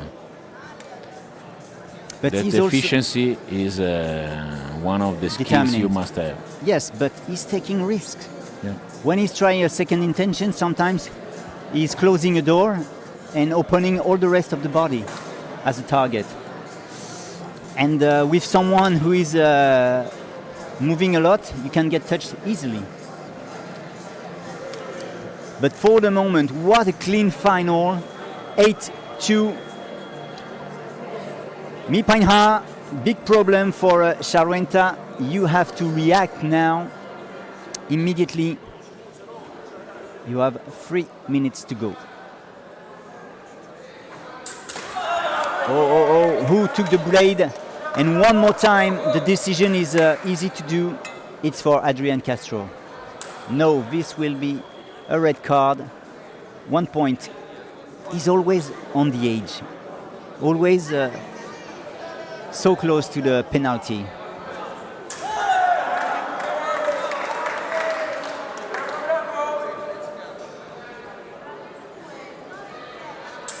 Wow. Yes, no choice. He managed. And he's asking for the review. And he's right. I'm sure it could be something. Marek Niewkowski is the great fencer in saber for ages.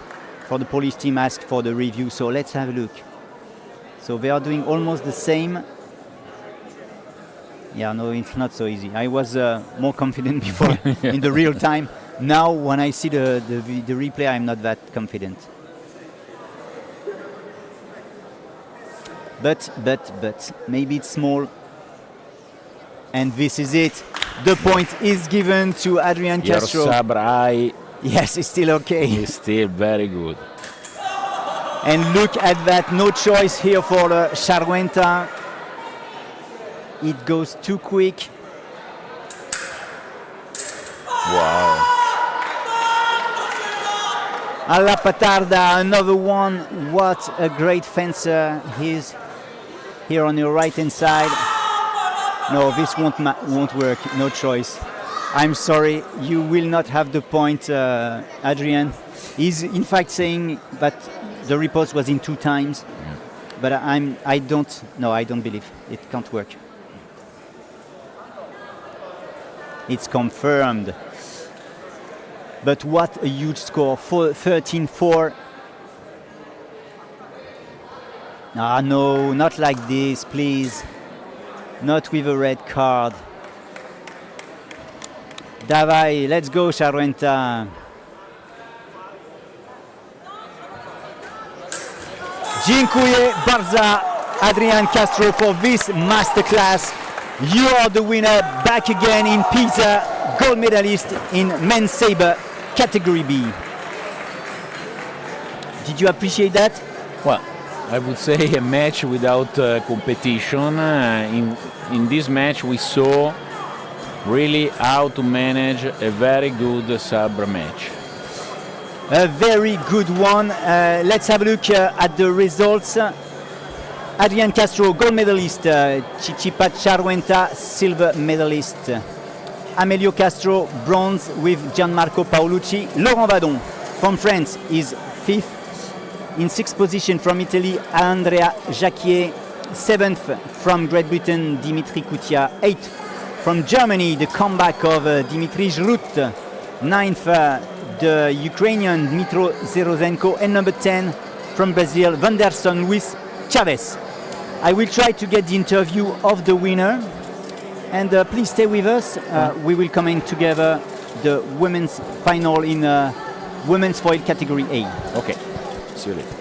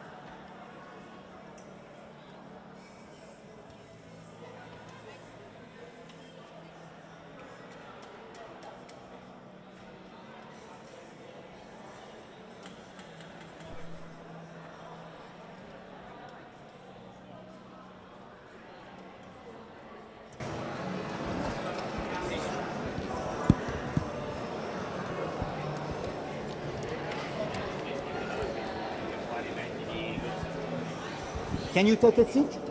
Take a seat, a chair. So come.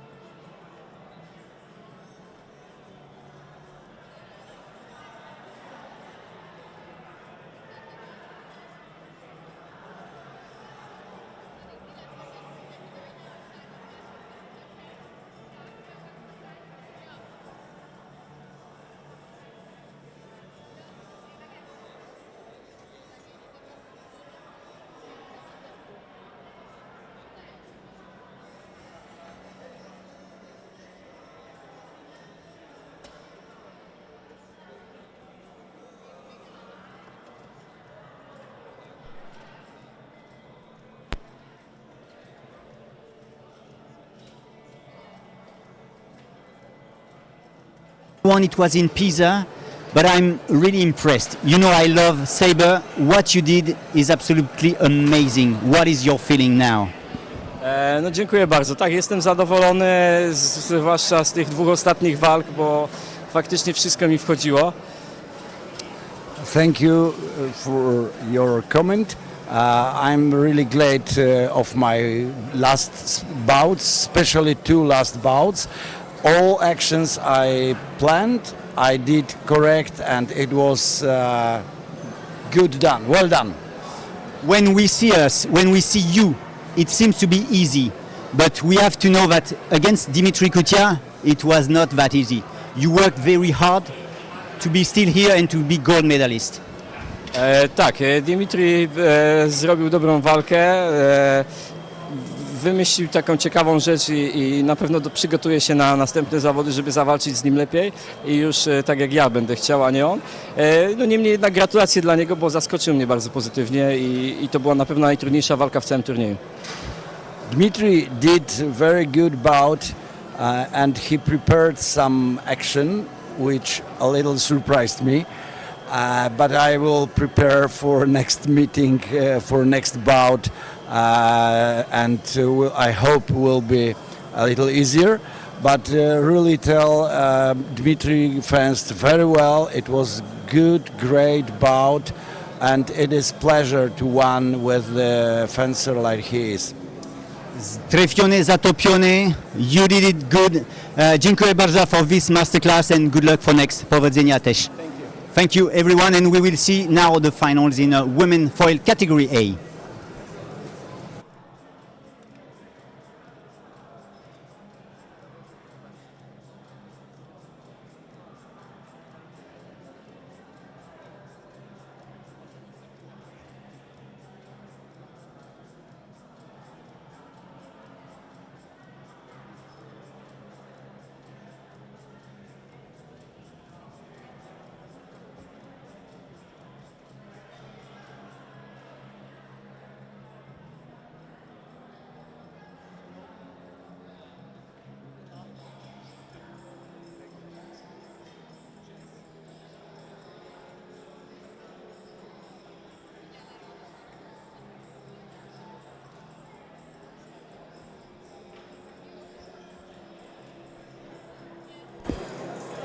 So there we are back after this great interview of humble and efficient Adrian Castro, and we will be continuing this journey with the last final.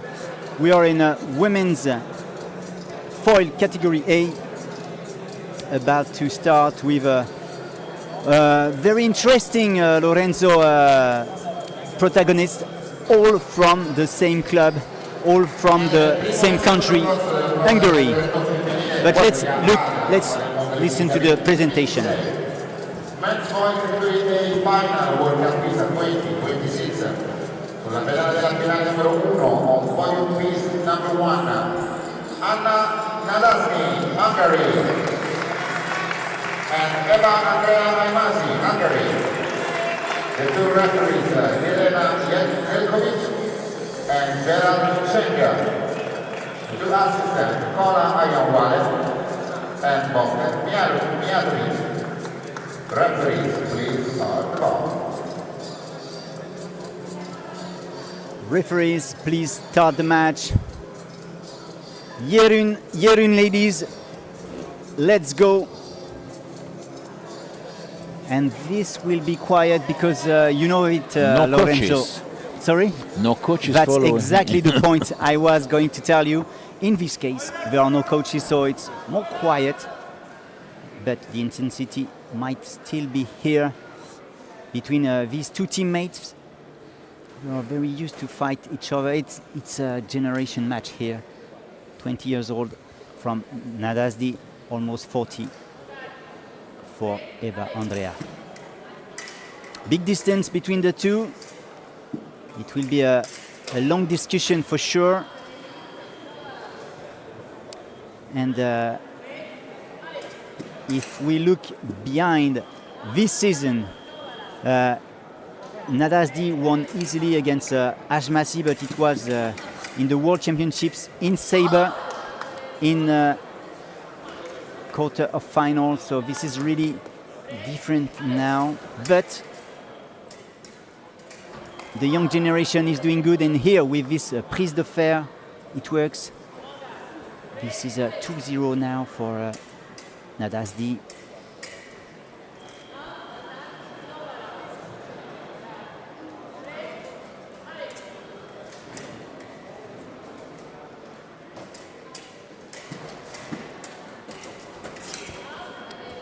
And when you have an open distance, you have in foil lots of non-valables. Yes. So we should have some more in the end of this match, because when you get tired, it's hard to manage the tip to the target all the time. In this case, the age could help. You could stay fresher a little bit more. Oh, I like the way she's managing to move the point, not to have any more problems with this non-valable. Hey, it works.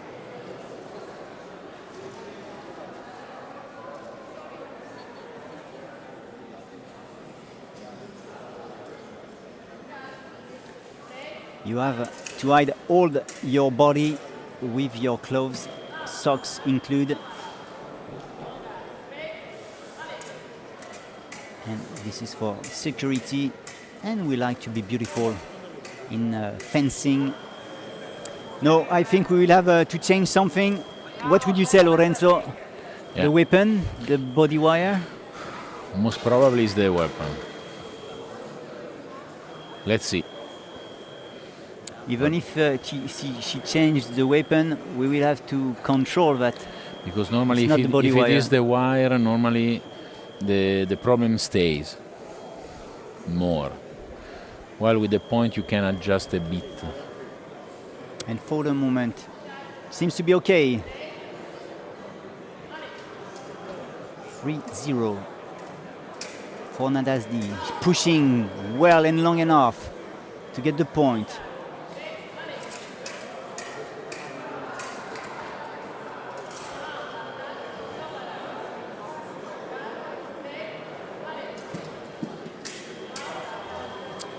Oh, it's going to be a tough match here for Ashmazi. Wow, this flick in the back was very close to arrive, but this second one is a good one. Even if Ashmazi is asking for a video check, but I think there is a blade contact. You can see it on your replay. Thank you to all the broadcasting team with us here in Pisa, the Massimiliano team. Grazie a voi. But images are always perfect in order to permit even this replay and understandings.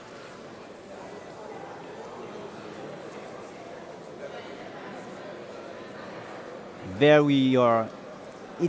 For me, it's obvious. The point is for Nadasdi, and the referee is back and confirming the first decision.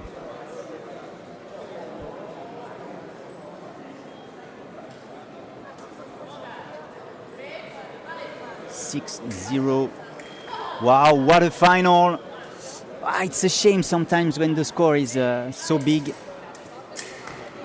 And Nadasdi doesn't relax. She's pushing and pushing again.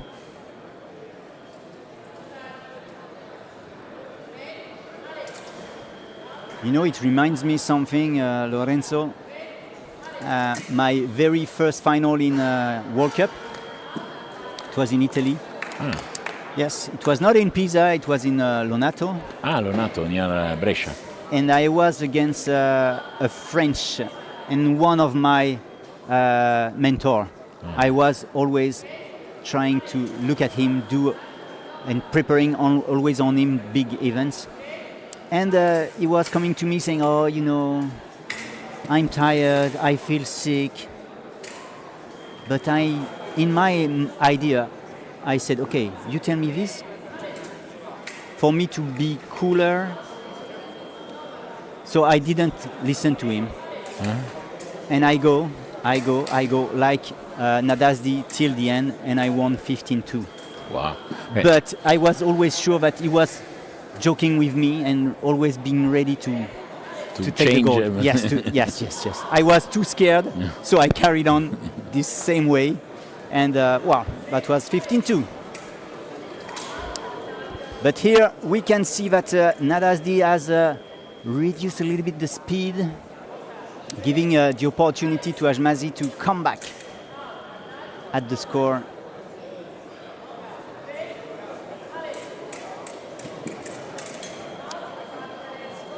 How do you say in Italian? Not to have zero at the match? You know, which is, according to me, the strategy. Maybe I'm thinking bad, but this is my feeling, is that Nadasdi is trying to make this time longer in order to make Ajmazi a bit more tired. Yeah. Because if she's putting another touch, there will be 1 minute of rest, you know. And because Nadasdi before had a very short match, comparing the one of Ajmazi, she's trying to use this kind of strategy. You are so strategical, Lorenzo. Let's see if you are right. But of course, we can admire how Nadasdi is leading this match, waiting the action of Ajmazi, taking the parade.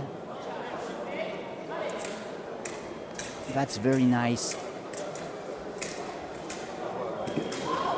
No, yes, that's it. And there we are with this break at 8-3 for Eva Andrea Ajmazi. So no coach, but no water.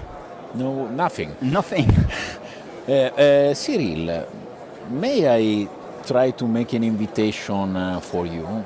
I don't know if you on Monday are going to be in Milan, but because you know about a project we are managing, the FAIB project. I know a little bit about this project, yes. Yes, on Monday in our club we are taking some videos to show how, what you asked me before, or otherwise, the real inclusion is happening. So we are taking videos in which standing athletes are competing blind or on wheelchair and having warming exercises together. Because you are in Italy, and this is a great opportunity for all of us, if you have the opportunity to come to Milan on Monday, it would be great if you can come to the club and see what you're doing. Yeah. And when I listen to you, I have these reminds of the club of Orange in France that you know. Yeah. Both of you are doing almost the same.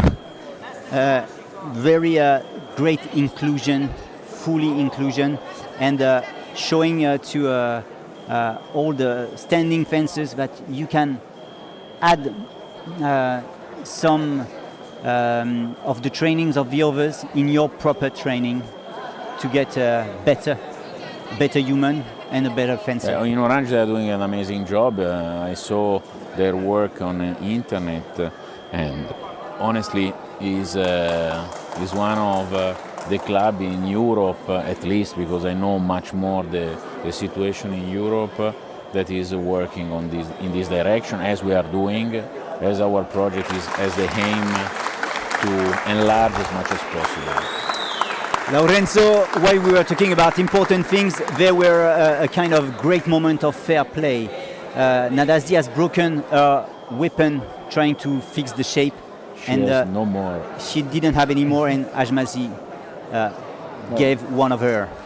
These are the demonstrations that fencing, being a sport of fight, gentlewoman, is also one of the most fair sport in the world. So let's see how is she able to manage.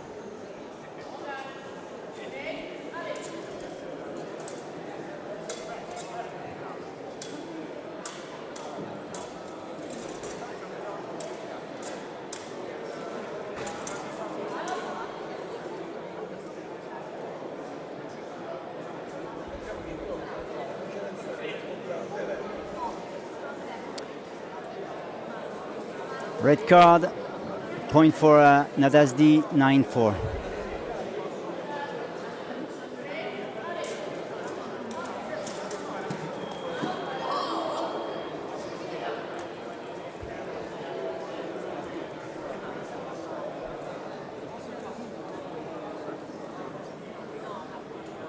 On this video check, let's see who will get the point.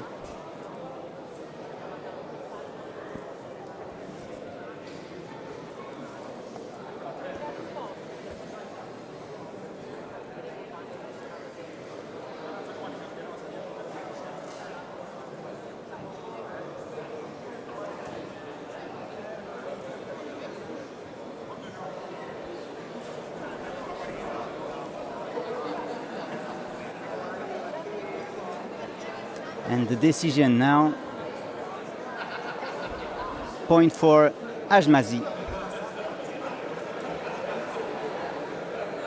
5-9.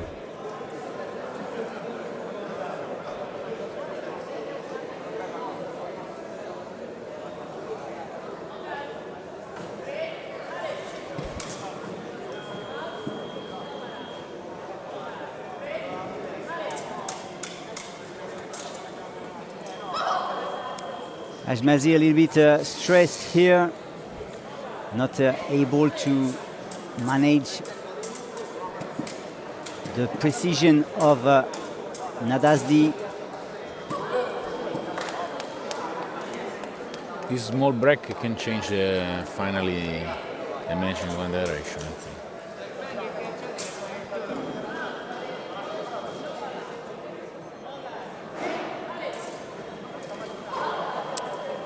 And in the end, point for Nadasdi, 12-5.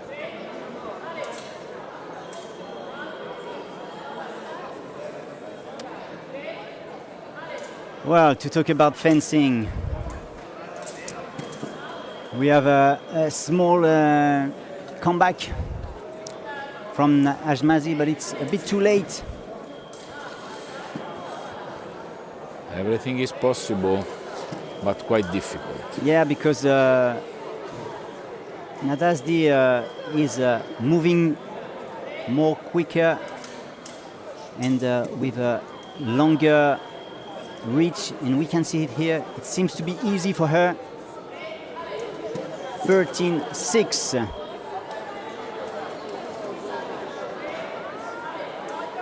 The small move here will be a problem. This will be a yellow card for Nadasdi.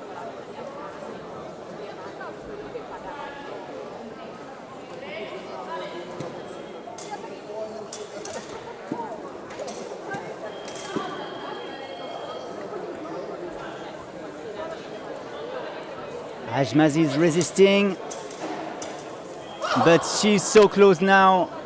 Anna, so close to the gold.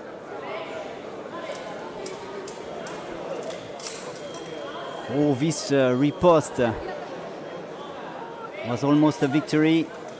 We need green, she needs green, and there we are. Anna Nadasdi, Hungary, winner here in Pisa in women's foil category A. Very good, nice match. Nice match. Do you think it's kind of a match we see at the training?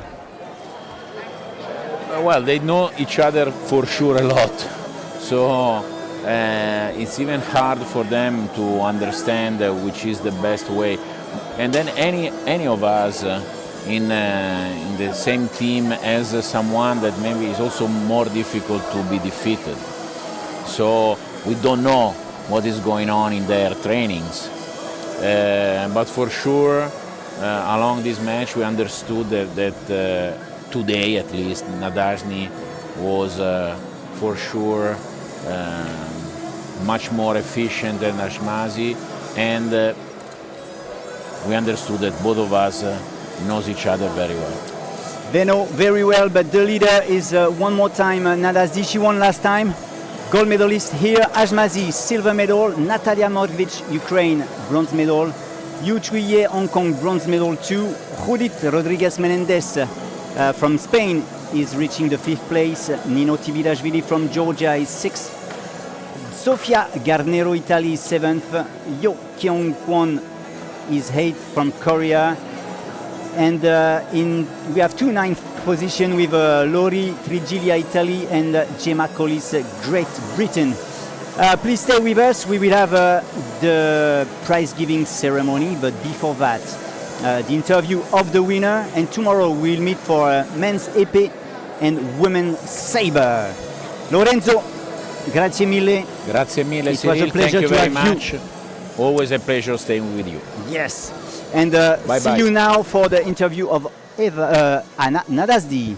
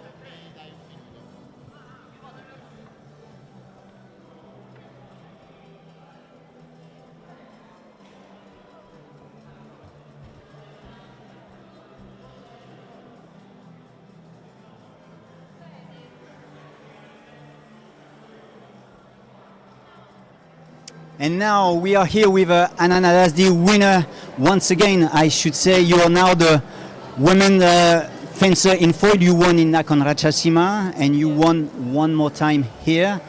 What is your feeling? I'm so happy. Today I think I'm very good fencing, so I'm just happy. And you did good. It was not an easy day today. Maybe the final was something, but before that you had big matches. Yes, I'm so happy because Hungarian final match and difficulty this final because my foil broken and give me Eva another one foil, but I think it's a little bit smaller and another one. So yes, but I told myself, okay, focus on and another 1 point. And you know, there is something we say usually in fencing is that the weapon is not the fencer. And today you showed with the fair play of Ajmazi that you are able to manage with a smaller weapon, and you keep going, and you did an easy final fight in the end. Yes, new year, and I new won World Cup. So we wish you good luck for next. Bravo, Anna, and keep going like this. You are very nice to see. Thank you very much. We will have now the prize giving ceremony, so please stay with us. Köszönöm.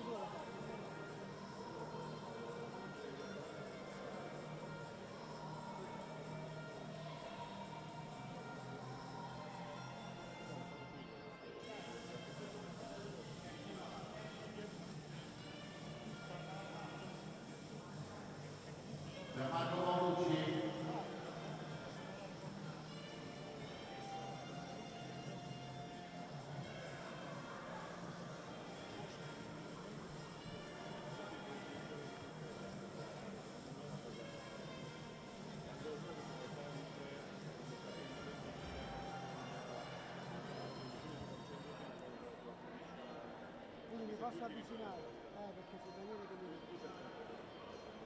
E io quello volevo vedere di entrare la gara. Anche se lo faccio. No, non volevo entrare. Io non volevo evitare di entrare sempre. No, tu se lo vedi che sta dentro la posizione. Perché delle volte non sono tu per fare.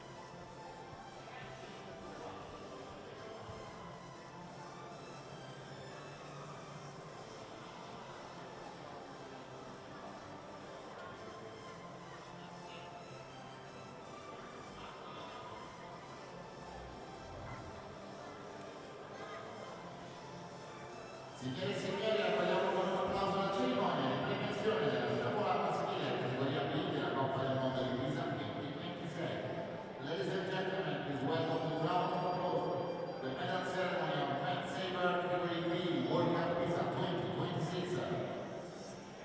Vedrà la premiazione, medalist will be rewarded by Cristina Massiara, member of board of Paralympic, Scott Rogers, president of Youth Fencing, and Frida Scarpa, consular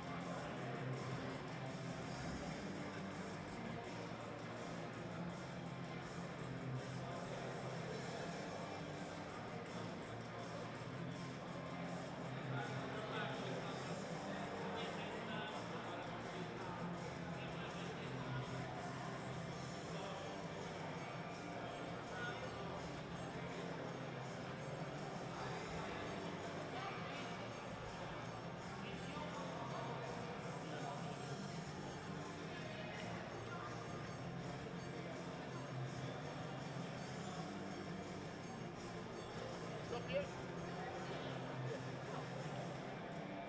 and first. The winner.